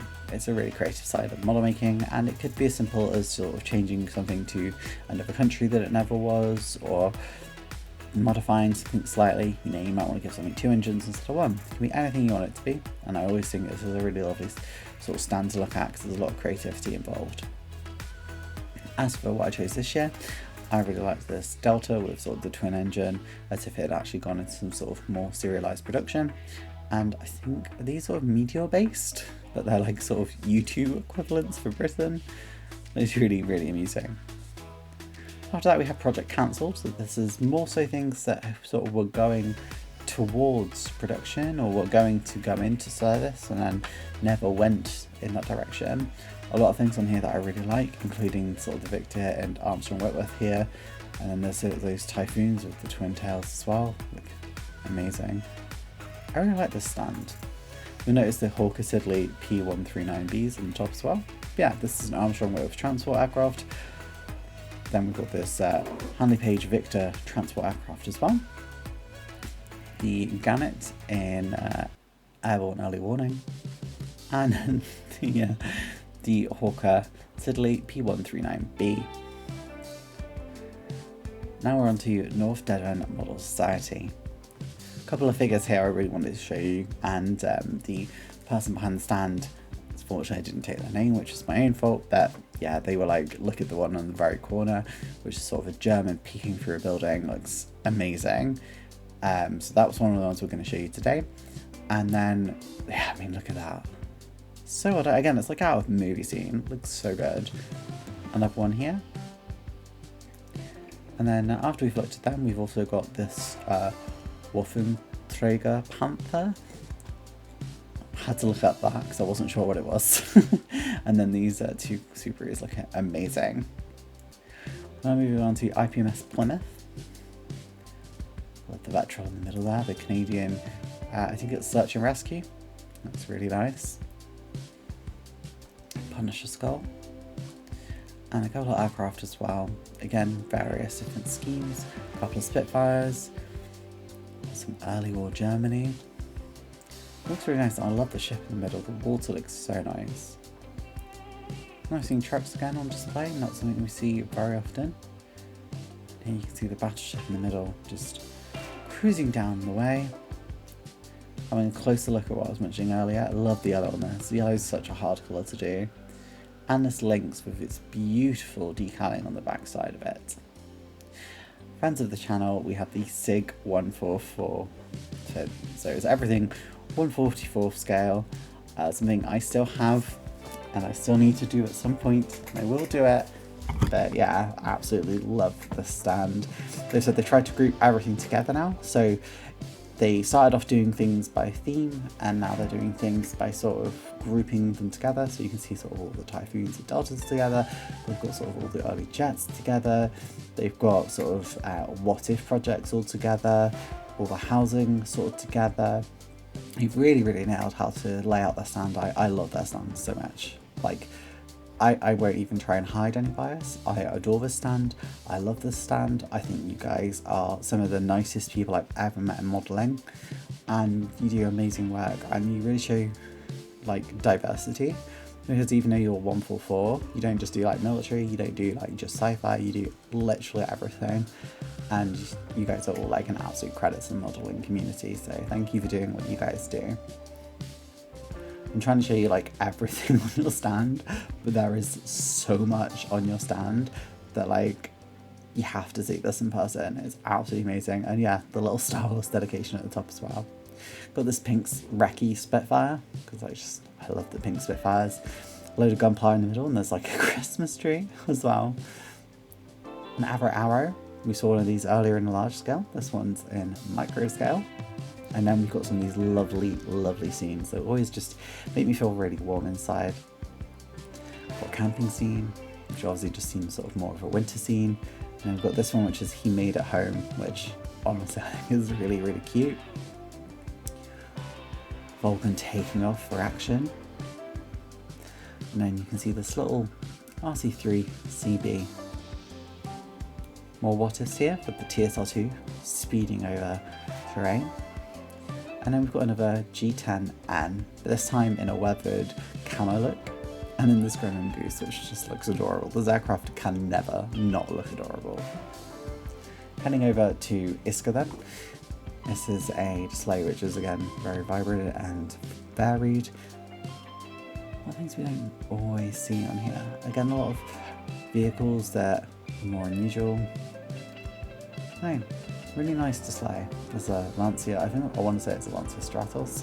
Someone's going to correct me and say that I got that wrong, but again, cars are not my forte. The aircraft carrier I think looks really neat as well. Really, really well presented. Really hard to get them right as well. Giant Lysander. And a couple on the top shelves as well. This Kingfisher, really well done. I know what an absolute bit these models are to put together, so well done on that. And then the F-35's ugly sister, the X-32 from Boeing. Then we've got this Lancia, I want to say Stratos again, I'm sorry if that's wrong. And then a bike, again something really unique and original, not really seen very often. Rumsey are the next stand we are looking at. A couple of things from last year that were really popular that you can see on this stand. And that B-17 that's been ripped in half, presumably by fire, just looks amazing. Honestly, that's probably still the stand. I know there's like a flying plane in front of it, but it's so unusual. I love when people put these unique concepts onto a model, because again, it really just highlights the creativity that the community as a whole has. I mean, just look at that. Absolutely incredible work. Then got this selection of emergency support vehicles, and then this Russian Lancaster, and a de Havilland DH9. Now, this next stand is IPMS Southampton. The Tornado is looking amazing, by the way, the Tornado, and then the MiG-29, sort of the split camo. Love that as well. A little X-Wing action in there too. Not seeing many X-Wings this year. They were popular a few years ago. Actually 27 in Digicamo for Ukraine, once again featuring. And then this A6 of Japan.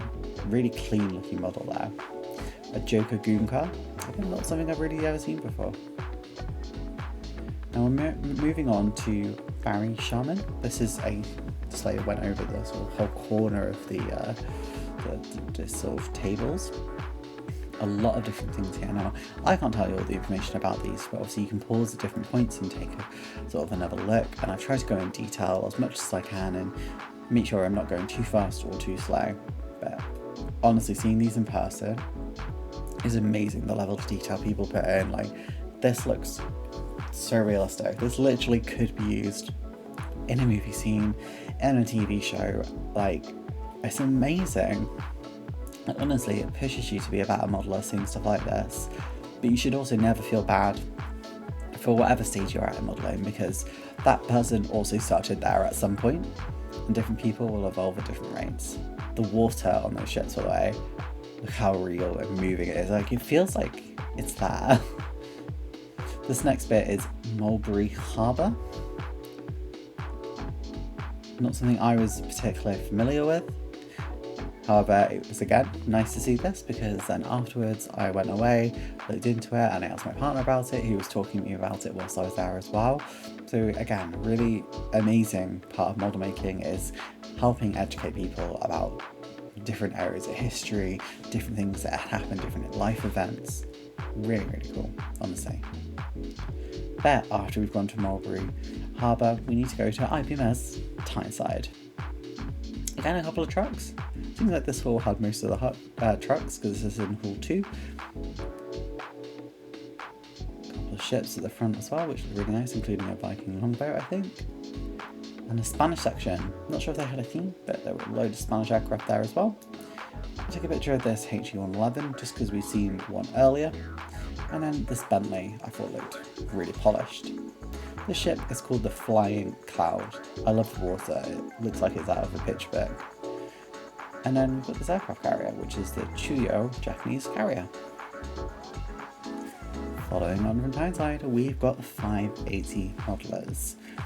This is again a stand that I've seen at many shows throughout the years, and one that I've seen a couple of these models. So I've tried to go for things that potentially I've not shown you before, just to try and make sure I'm getting variety again.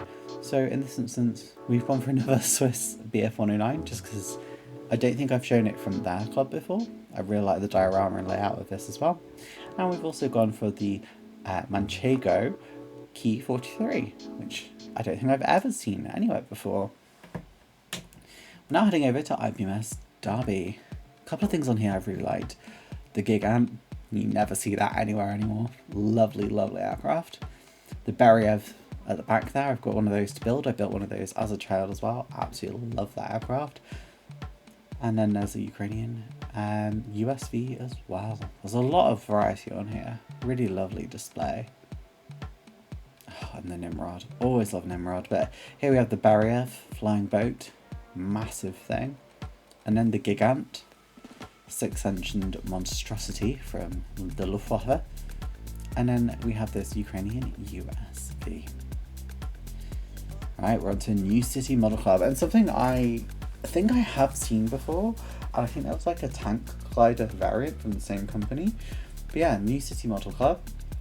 And I'm on about, of course, the Kalinin K-12, but we're going to see in a bit more detail in a moment. Lovely display here. I love this sort of tractor with the tanks underneath, sort of showing the differences between sort of war and peace. This is the Callan K12. And following on this, we've got the Aero 200. I need to make one of these. I love them. We've then got the Ilya Muromets Type B. The first, I think, first 4-engined. I don't know if it was the first in just Russia or in the world, but really important aircraft either way. We're now having a look at the MAV though. Now again, this is not my area of expertise, so I've just tried to go through as slow as possible to make sure that you can have a look. So taking some close-ups, we've got this tank, really beautifully painted, and then this Humber scout car. I really like how this is really realistically set out. We've then got, I want to say it's a scimitar and not a scorpion. I always get them mixed up though. This section, I'm not sure if this was part of MAVDA or part of Womborn, but it was basically saying, hey, you can save costs if you scratch build things. Now, scratch building is something I wish I could do better at, so maybe I need to practice at some point, but I find it really intimidating, so if you can't scratch build, also feel completely fine with that. This is Womborn then. Again, a lot of really unique things on here. Love the Blue Impulse F-86, we will have a closer look at that in a moment. And again, some aircraft that are perhaps overlooked or are different markings to what you might have seen before. Really love the Submarine Scout, really interesting sort of subject to choose. The F-86 in Blue Impulse display team colours, as we mentioned earlier. We've then got this HE-1112 in Romanian markings. I've done one of these in Spanish markings. And then we've got this Otto Pusher biplane, which again, unusual subject, really well done. Heading over to modern British armour. Not surprisingly, I don't know super loads about these. I can recognise probably a couple of the tanks on here, but not particularly well, so you'll have to bear with me if I do get anything wrong on here. But I believe this is a Centurion tank.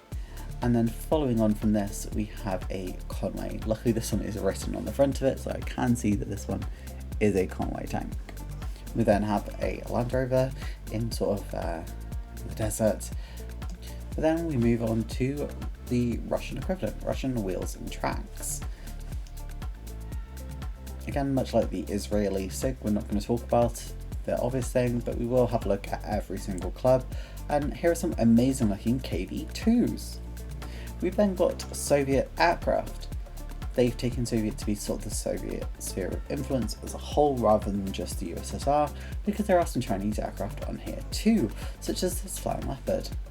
I think this is the Xi'an 7, and then we've got a Russian UAV, and we've also got the Tupolev ANT-25 and a MiG-AT as well. Next to them was the MiG SIG. Everything MiG, wherever it's been, whoever it's with. Really lovely display yet again. I think we saw this last year, one of the few times I do actually see the MiG SIG. Got this ferret, a really beautiful example, of the ferret, and then a MiG-27 next to it, which is in Czech colours. Heading over to IPMS Portsmouth then, and a couple of unique things on here that I've not really seen before, or haven't been seen too popularly at shows. For example, we have a twin-seat Harrier, but not from the RAF or United States, but in fact from India. And there's also a TS-11 Ishka from India as well. Really love the United theming on there. So there we go, the Harrier T-60. And then following on from that, we have the Echinoplane or Arachnoplane, I can never say them correctly, but this is sort of the beefier cousin of the one we saw earlier, and the TS-11 Ishka of the Indian Air Force 2. Then this is HMS Yarmouth, wrapping it up for IPMS Plymouth. Heading over to Boscombe Down, we went to Boscombe Down's show last year, and this time they have brought a very bomber-heavy section. The Victor, Valiant and Vulcan dominate the middle of the display, and me and my partner were having an argument about whether the Victor or the Vulcan are nicer, but we both agreed that the Valiant is probably the most bland out of the three. But what do you think? Victor, Valiant or Vulcan? Let me know in the comments below. Now heading over to Salisbury. Again, I've not seen this club too many times, so I don't really know what I have or what I haven't seen, but really lovely display either way. like to see that there's a couple of vans in there as well. Vans are also something that we don't see too much in the modelling world. But I chose a couple of key examples from this, which was this hind, because I love the sort of tiger hind, just looks really nice. And then we've got this spacewalk, something you very rarely see. Really, really well done as well. And then this Andover at the end, which was absolutely gorgeous. I think I have taken a picture of that before though. Now heading over to East Kent. Really like the diagrams they've done on here. That Crash Meteor literally drew my eye in straight away. Really helped to steal me to look at their stand. Really lovely. And then yeah, just a really lovely selection of well presented aircraft, but man, look how well done that is. Actually looks incredible. And then we've got sort of this end of steam diorama here as well. So from East Kent, we're now going over to West Kent. A couple of Spitfires that dominate the centre of their display there. Makes everything else look so small in comparison when you see 24 scale Spitfires next to everything else, but hey ho. And I love these sort of cross section of aircraft on the side there. We've got this Canberra and then a VW camper to contrast that in a lovely little beach scene. And then a Gladio Mark 1 representing Greece. Again, a subject you don't see too often. Heading over to Abingdon next, and for some reason I didn't write down which club this was, and it seems to be in a different place on the map to where it was meant to originally, so it took me a while to work out which one this was. Thankfully I realised later on. I did take a picture of the owl underneath the Lancaster. Unfortunately it was out of focus, so I didn't get a really nice picture of that, which I'm really sad about, but at least we've got it in video here. Really, really amazing display here.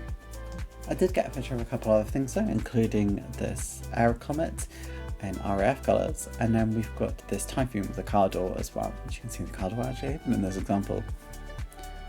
After Abingdon we've got Wallingford. Love the red display base into that one as well, by the way, that looks awesome.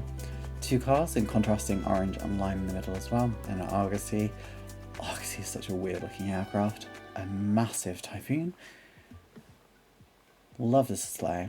This Mirage 2000 of the Greek Air Force or Hellenic Air Force. These Su-22s are Poland in underground sort of hangars or shelters. And this Argosy, again, I just love the Argosy, it's such a bizarre lumbering aircraft. And then we've got this C3605 of Switzerland as well, which was a target hug in the end. Following on from that, we've got the Churchill SIG. So many Churchills, so little time, but luckily I had someone to point out the differences for me, because I do not know Churchills at all, beyond what they generally look like. So I understand this is sort of like a heavier gun variant. And then we've got the bridge carrier, and after that we took a picture of the crocodile, which is the flame tank variant. Hopefully I've got them all right. Let me know what your favourite variant of the Churchill is in the comments below. Going green from the early risers. Everything on this display was green, as I'm assuming you would probably expect. Absolutely lovely concept for a stand. I love how they went for different shades of green as well, from like really dark, almost black forest green, all the way up to like super vibrant lime green, so not everything was the same. So for example, yeah, we've got this Saab Draken in olive drab of the Danish. We've got this Beetle with its really vibrant, poking green horn, Samurai in a green garb, and then Thunderbird 2. Again, looks really cool. I love how they made it fly there as well. After the early risers, we head over to Thames Valley. Love the basing on here. Love the F3 F-35s in the middle as well. They look really cool. A lot of Buccaneers there looking swell. We've got this Irish Anson. I love how the wing matches the base as well. Really clever. And this Saab 105 or SK60 looks swish. After Thames Valley, we've got Bolton. Bolton's display also linked on to the training aircraft SIG, and I didn't realise this until I sort of after I'd gone through it. So I started heading over to the training bit, not realising where the separation was. So if I have got that line a little bit bad, I do apologise. I love this trio of Saab aircraft though, two Vigans and a Gripen in the middle. And then we move over to the training aircraft SIG. Now, this gives me vibes of sort of like the air display Team SIG, because there's a lot of similarities between the two. Obviously, most of them use training aircraft, so yeah, there's a lot of crossover. I really like this SIG. It shows a lot of like unusual aircraft as well that you might not know about for sort of training too, and some of the singular schemes like this Finnish Hawk. I love the scheme so much, and the South African Hawk as well in the South African flag colours, which I think looks really nice. Kawasaki T4 of the Blue Impulse display team 2, we saw the F86 earlier, and the Canada CT114 Tutor of the Snowbirds display team. We've then got Manchester, a club I've seen a couple of times, not super loads. I think I last saw them at Bolton, an infamous show for me anyway. But yeah, really liked their display, love this Harrier with the pilot in front of it. Really lovely. And then we've got this L39 in Ukrainian colours with Digi Camo 2. That is really nice. I'm going to say this is Key 21, but I know that's wrong. So let me know what it is, because I never get Japanese aircraft right. After Manchester, we've got the Cold War SIG. The Cold War SIG obviously focuses on anything that was during the Cold War era, whether that's aircraft, tanks, or it could even be civilian things really. Anything from the Cold War that you can model, you're in. I obviously end up focusing on the aircraft quite a lot, but there's a lot of focus on tanks and also naval vessels as well. One of the dioramas on this display was actually of a submarine, and it looked really, really cool. There is the Soko G4 Gleb that we mentioned earlier, or Super Gleb I should say, this time in just proper Yugoslavian colours, an SU-24 I want to say, and his Through the Ice, which I thought was really nice. There's also a Shackleton. Really beautiful aircraft. This is classic kits, classic British kits should I say. Didn't take any pictures of anything in particular bar a Jaguar on here because I love the artwork. I thought the Jaguar looked splendid. Yeah, really nostalgic stand, but yeah, I love this artwork. I've always loved this artwork with the Jaguar, and the model made next to it just looks beautiful. Similar theme, we've got the ageless and nostalgic kits. Very similar scheme. Doesn't have to just be British though, so there's probably a little bit more variety on here and less focus on British brands like Matchbox and Airfix, but still a really lovely set. I mean, look at this. Lomac, Wagon and JCB. What an unusual combination. IPMS Lancashire next. You're going to see exactly what I'm going to focus on here. Because again, Italian aviation is always a weakness of mine. A lot of large tanks on here too, which not my forte, but again, fantastic for everyone who's into them. There's also a diorama on here for the Invasion of Berlin, and also a second Richthofen Eurofighter, which we've seen one of today already. Red arrows with the Nat and Hawk, which look beautiful. But here is a, I want to say G50, not an MC200, I think it is a G50. And this is sort of the Russians rolling into Berlin. Great, we've now got Warrington. A couple of really interesting selections on here, including sort of tanks and trailers and inside a trailer, which you don't really see very often, and the Dreadnought Pride in Place in the middle of the stand. Also an SL-71 sort of in Metal Earth, which you probably don't see very often either. Can't imagine how fiddly that must have been to put together. The Dreadnought in the middle, as I mentioned earlier, really, really pretty, really well done. And this Lanson, fantastic work. Really beautiful, probably the sexiest aircraft of all time. Okay, and we're heading over to the Wirral. Merseyside had a couple of dioramas on display in the middle. Sorry that my finger has cropped over the lens a few times, but yeah, my nails are so much bigger than they were last time I used this camera, and I sometimes forget that I need to, make sure it's not going right in front of the scene. It's got Baby Yoda, as everyone knows nowadays from the Mandalorian and the Mandalorian ship as well. Some Tyranids at the bottom, and then we've got the Mandalorian scene, as mentioned earlier. This is a really beautiful scene, really well done, refueling scene of an FW-190, and then we've got the truce at Christmas between British and German forces. Now heading over to Merseyside. bright yellow as usual, and there's some beetles right at the top of their display. It's a stand I've come to recognise relatively quickly, with a couple of consistent items that traverse all of the shows they go to. Really like the stand though, and it really does pop against the rest of them. We see the beetles right at the top, as I mentioned a moment ago. But a couple of things that stood out to me were the training collective here, with the Provost and the Bulldog in particular. The ship, which looks absolutely stunning. Now heading over to Staffordshire Moorlands and Northern Virginia.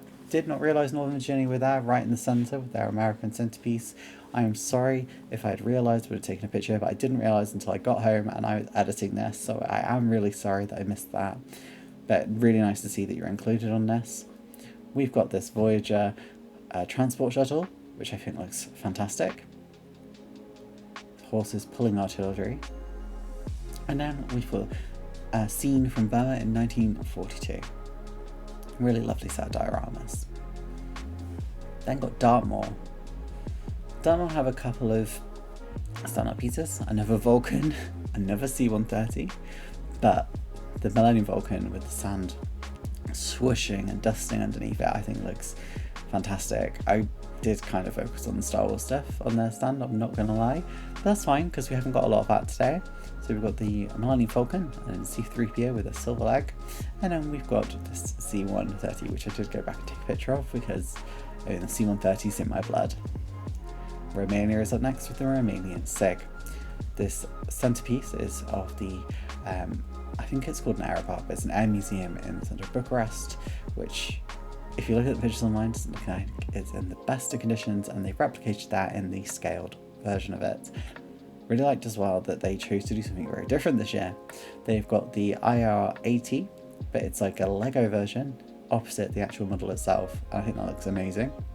The Romanian HE-111 H6, which looks fantastic, and the aforementioned Bucharest Air Museum. I really love this diorama, I think it looks fantastic. Great, we're off to West Middlesex Scale Model Club now.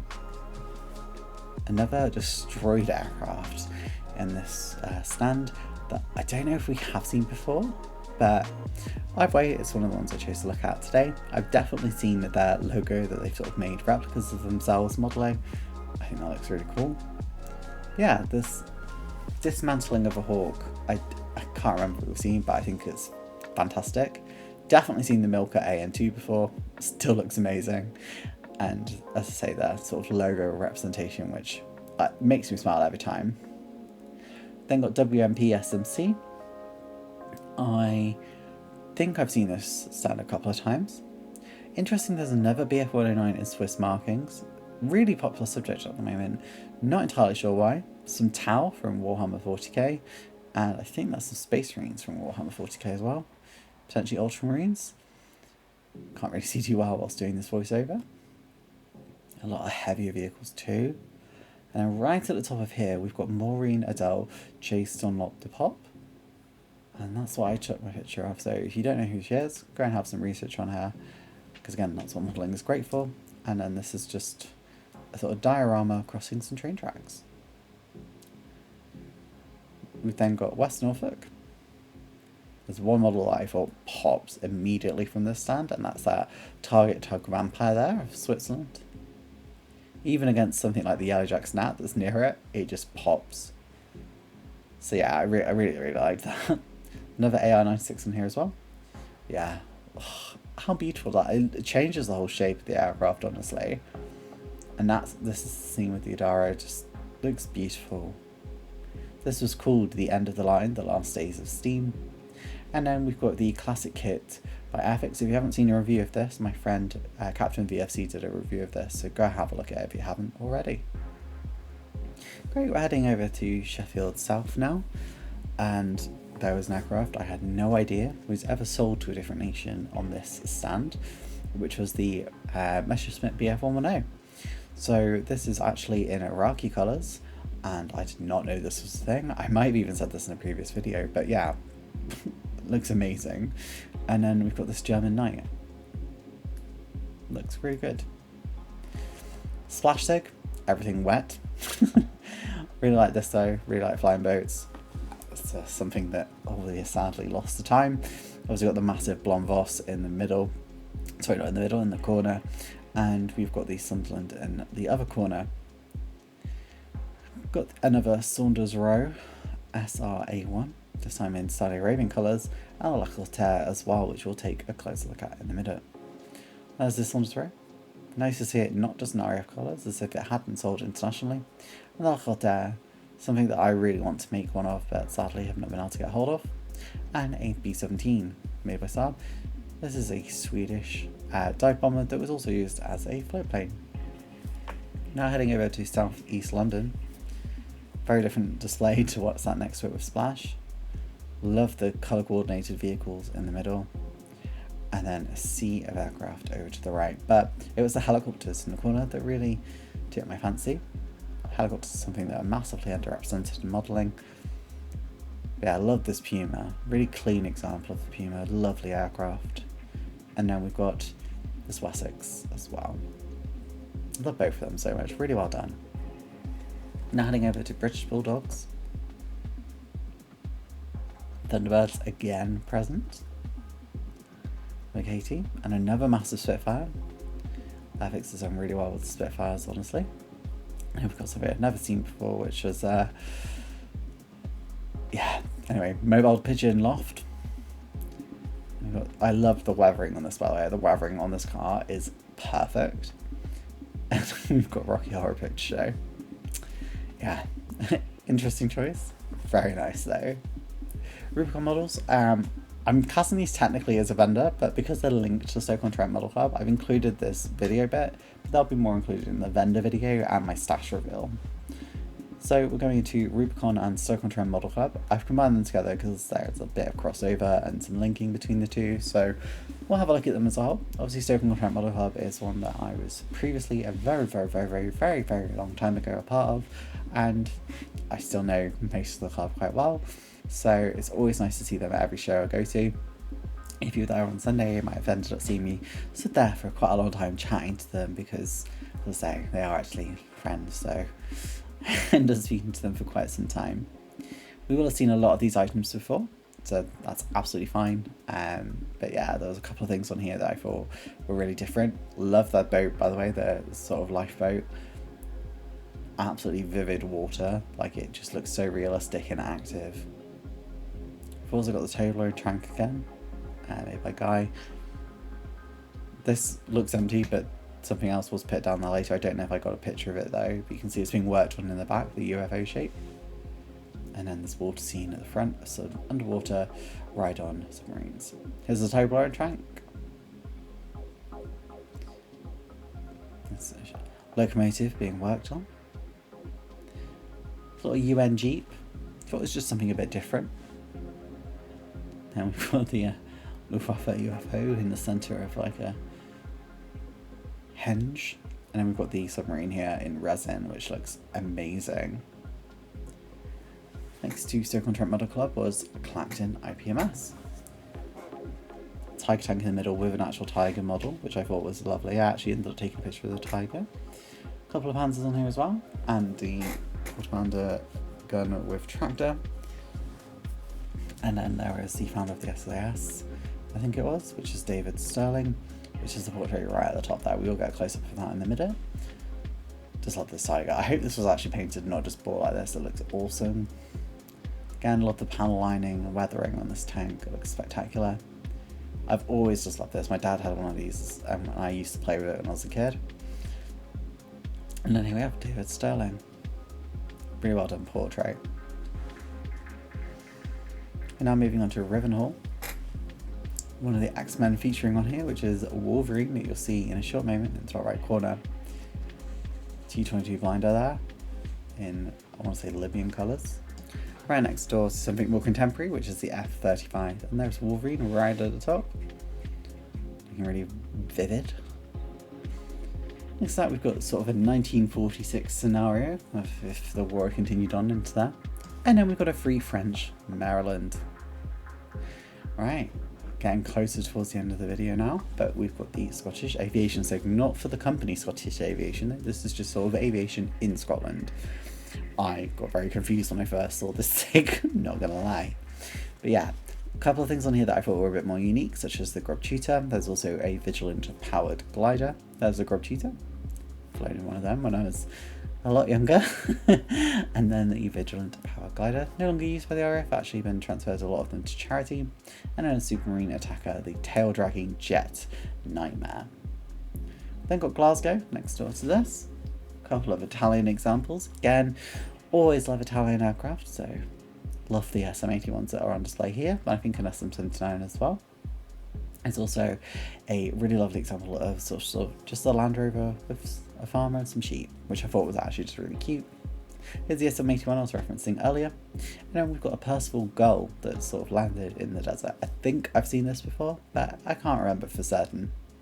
Dundee is up next, and again, a really interesting selection of aircraft. There is a couple of Italian aircraft on here that you don't really see too often, so really nice to see them. And there's also a ship on here as well, a Chinese ship called Chi Yuan. I thought that was a really unique, interesting choice. This is Death Corp of Krieg Death Rider from Forge World.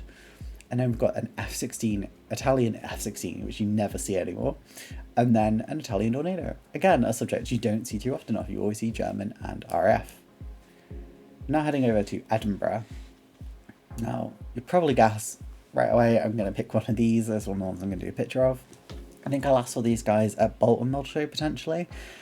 Yeah, there's an IAR 80 in the corner. Absolutely love that. There's another Javelin. There's a couple of Javelins we've seen today. A Y-Wing as well. Yeah, really nice buried stand again. Love the bike as well. The red looks really lovely. An F4 in Japanese colours. And then the IAR 80 I mentioned earlier with a little certificate of merit from the Romanian SIG. Heading over to East Nuke. I'm not sure if that stands for sort of Northeast UK. Maybe what it stands for. I should probably have checked that. A couple of interesting things here, including some Scotch egg models, which I thought was quite clever, or a Scotch egg model next to the egg planes, which is this one. I thought that was just really clever, made me laugh. And then there's an Eevee that's all been painted really nicely. I think this might be 3D printed. And then there's sort of, obviously there's like an ultramarine in the back and then sort of some customizations on them. So yeah, it looks like it's all 3D printed work. Looks really nice. Right then, we're moving on to Swindon. This table was quite big and there was again a lot of variety on display here. That included some 3D printed work. So there was also some advertising for it, sort of their own 3D printing. You'll see that in a second anyway. But that's something that's going to become more and more popular in the model making space, particularly as more unique and unusual subjects become more available through 3D model making rather than through traditional methods. I've actually got a couple of 3D kits that I need to do at some point for that very reason. Also some more Warhammer. Again, that's something that's been really nicely accepted by the model making community. But yeah, some standout examples include this tank. Looks really muddy, like you can feel the wetness of that there. And as I say, sort of the Warhammer, just the painting of it and basing was really nice. And this sort of laser cut Jeep, I guess. That looks really good. I could not put that together though, I'd probably lose my mind. Now we're over at Avon, and they've done an Africa theme, and I thought this was really good because again, it's a sort of an area of the world we quite often see underrepresented in Western model shows, so I was really glad to see that this was being done. There were a couple of really unique choices in here too, that we'll look at in a bit closer detail, and a couple of dioramas that I just thought looked really special. I really loved this one because it has a lot with a giraffe. It's sort of an anti-poaching thing, and it looks really, really nice. And again, these are all done so respectfully that I think it just shows how well you can do these themes, and Libyan Mirage F1s from pre and post-war. We are now at military transport and recce SIGs. This is two separate SIGs that were together, and I didn't realise, so I only took a picture of one, which is the Nat from Finland. So I do apologise for that, but yeah, two different SIGs if you are interested in the military transport or you are interested in recce aircraft. Over at Tangmere though, we have a wide selection of aircraft, spacecraft, any craft that you would like. Obviously we can see an ME410 there. Not quite the Airfix new one though. That is I think I'm assuming 1/48 scale one instead. And then a giant Enterprise. And a Owl as well. Up close though, we've got a B7M1. And then we've also got a J1, I believe, from the bird shape of it. We've also got an Albatros 2 for Turkey during World War I. Next up is the Night Fighter SIG. Lots of aircraft that are in schemes that you potentially have seen them in before. In this instance, we're going to have a look at the Blenheim in its Night Fighter scheme, and we're also going to have a look at a Ju-88. Two aircraft that look quite similar, but worked very differently. Next up is Telford, IPMS Telford. They did a theme of like under new management here as well, so in foreign service, so things that were made somewhere else and served somewhere else, which I thought again was a really nice way of doing things. I chose two examples that I really liked, and one of which I know from the gliders when I was a kid, which is the P-40 in the Chinese service, and then we also have this Dolphin in Icelandic service, which you never ever see, so I thought that was absolutely inspired. F-16 SIG up next. Again, I think this was more of a grey table, but that's fine, and this F-16 XL was probably my favourite on the table, and then my partner chose this F-16 as their sort of favourite scheme on the table as well. We'll then head over to the F-4 SIG. I'd say this contrasts the F-16 SIG quite well by showing a lot of the variety in colour schemes that you can have, and the countries who perhaps operated this as well. Although it's all one singular aircraft type, there's a lot of variety. So look at this Japanese example compared to this German example, which again we're going to compare to an American example, and you can see how different all of them look. So yeah, it's amazing how different they all seem. We're now looking at the United States Air Force SIG. This is obviously just anything from the United States Air Force, or United States of America Air Force. A lot of F111s on there, recently added to War Thunder 2, so something I'm willing to try and fly at some point. An F-22 and a KC-10. Lovely little display here. We're now heading over to Milton Keynes. Went to their show a couple of years ago now, and luckily it says their show is active again next year. Might not be able to make it though, but really glad to see that the show is coming back. The alien scene for me in the middle is the thing that I love the most, but they were actively talking whilst I was there about making the Warhorse scene in the middle, which I thought was really nice for them to take the time out and go through the whole creation process with someone, which is lovely. A lot of good sort of figures and busts on here as well. And I like that there was the Spanish typing, because it's one that you don't really see very often. You always see sort of RAF and German mostly. And then we have the alien scene I was mentioning earlier, where it was to kill the Queen. Next up we have Kaylee. I always say it wrong, so I'm just going to say both, and then you can't yell at me. So there's a couple of really interesting examples on here. There's one sort of looking at sort of capturing German technology, sort of the Americans after the war. Well, that was really cool. And then we have this, which is sort of like a post-apocalyptic Fallout-ish scene. Sort of preparing a half-track to move out. And then we have this Oster Antarctic in its sort of natural environment. Apparently the orange was really hard to paint, and that doesn't surprise me. And in the evacuation of Ukraine. I just thought these little dioramas, sort of being that size, just look so good. And I love this one where it's sort of a tank that's toppled over. Yeah, I think it's really, really cool. And then there's sort of this Finnish Hawk as well. Great. Next up we're looking at Gloucester. The ship in the middle is probably the thing that takes the cake, but there's also that C-130 sort of hovering over in the background, and I want to say that's a dropship from no, it's from Avatar, right? Never remember, they look quite similar. But yeah, really lovely display. Love the two Bravos in the back. This is the ship Dunkirk.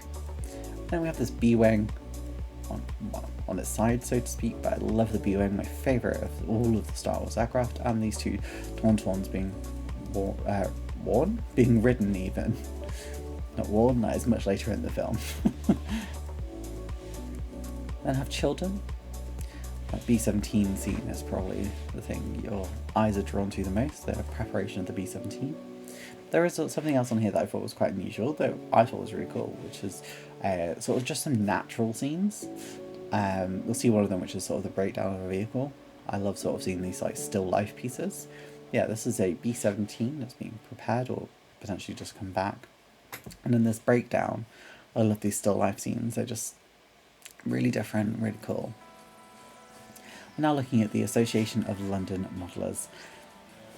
My eyes went straight for the display team aircraft, which is Patrouille Ascua, which is an F-86 display team. Looks quite similar to the Patrouille Aguila now, so I'm assuming it's sort of a forerunner to them. Also got this Su-76 and this sort of naval interception diorama too. Next up is Hornchurch.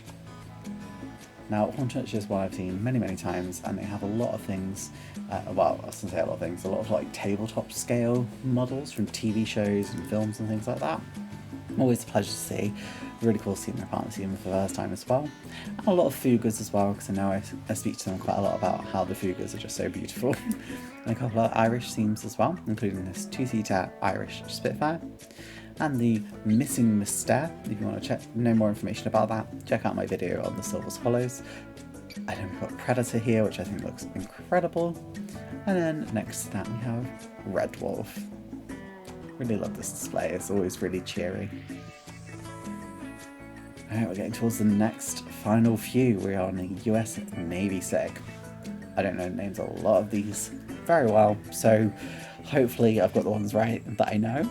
So first up we have I want to say a Seahawk or a Sea Sprite, it's one of those two, I'm 99% sure, and then a CX-53, CH-53, sorry. I loved this, all folded up, and this is a Viking. I've always thought this was a really like lumbering aircraft for a jet in particular. Not sure what group this was, I had a look in the guide as well, wasn't sure, took a picture of the Gannet, but again, not sure which club this was in particular, but it was next to the aircraft carrier SIG. Aircraft carriers are again something I do want to build at some point.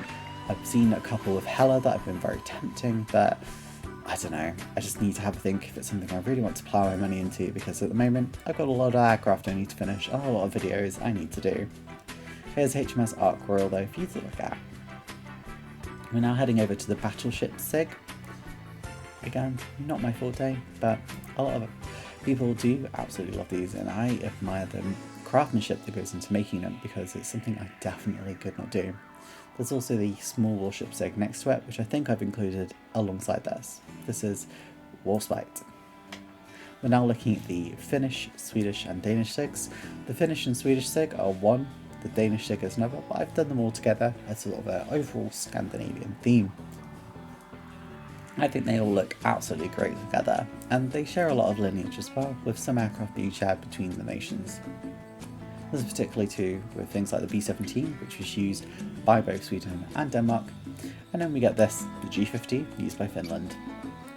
We've also got other things on here as well, like this Fokker V3 or 8 I guess, in the Swedish camo, and the Valmet Vinka, a Finnish indigenous training aircraft.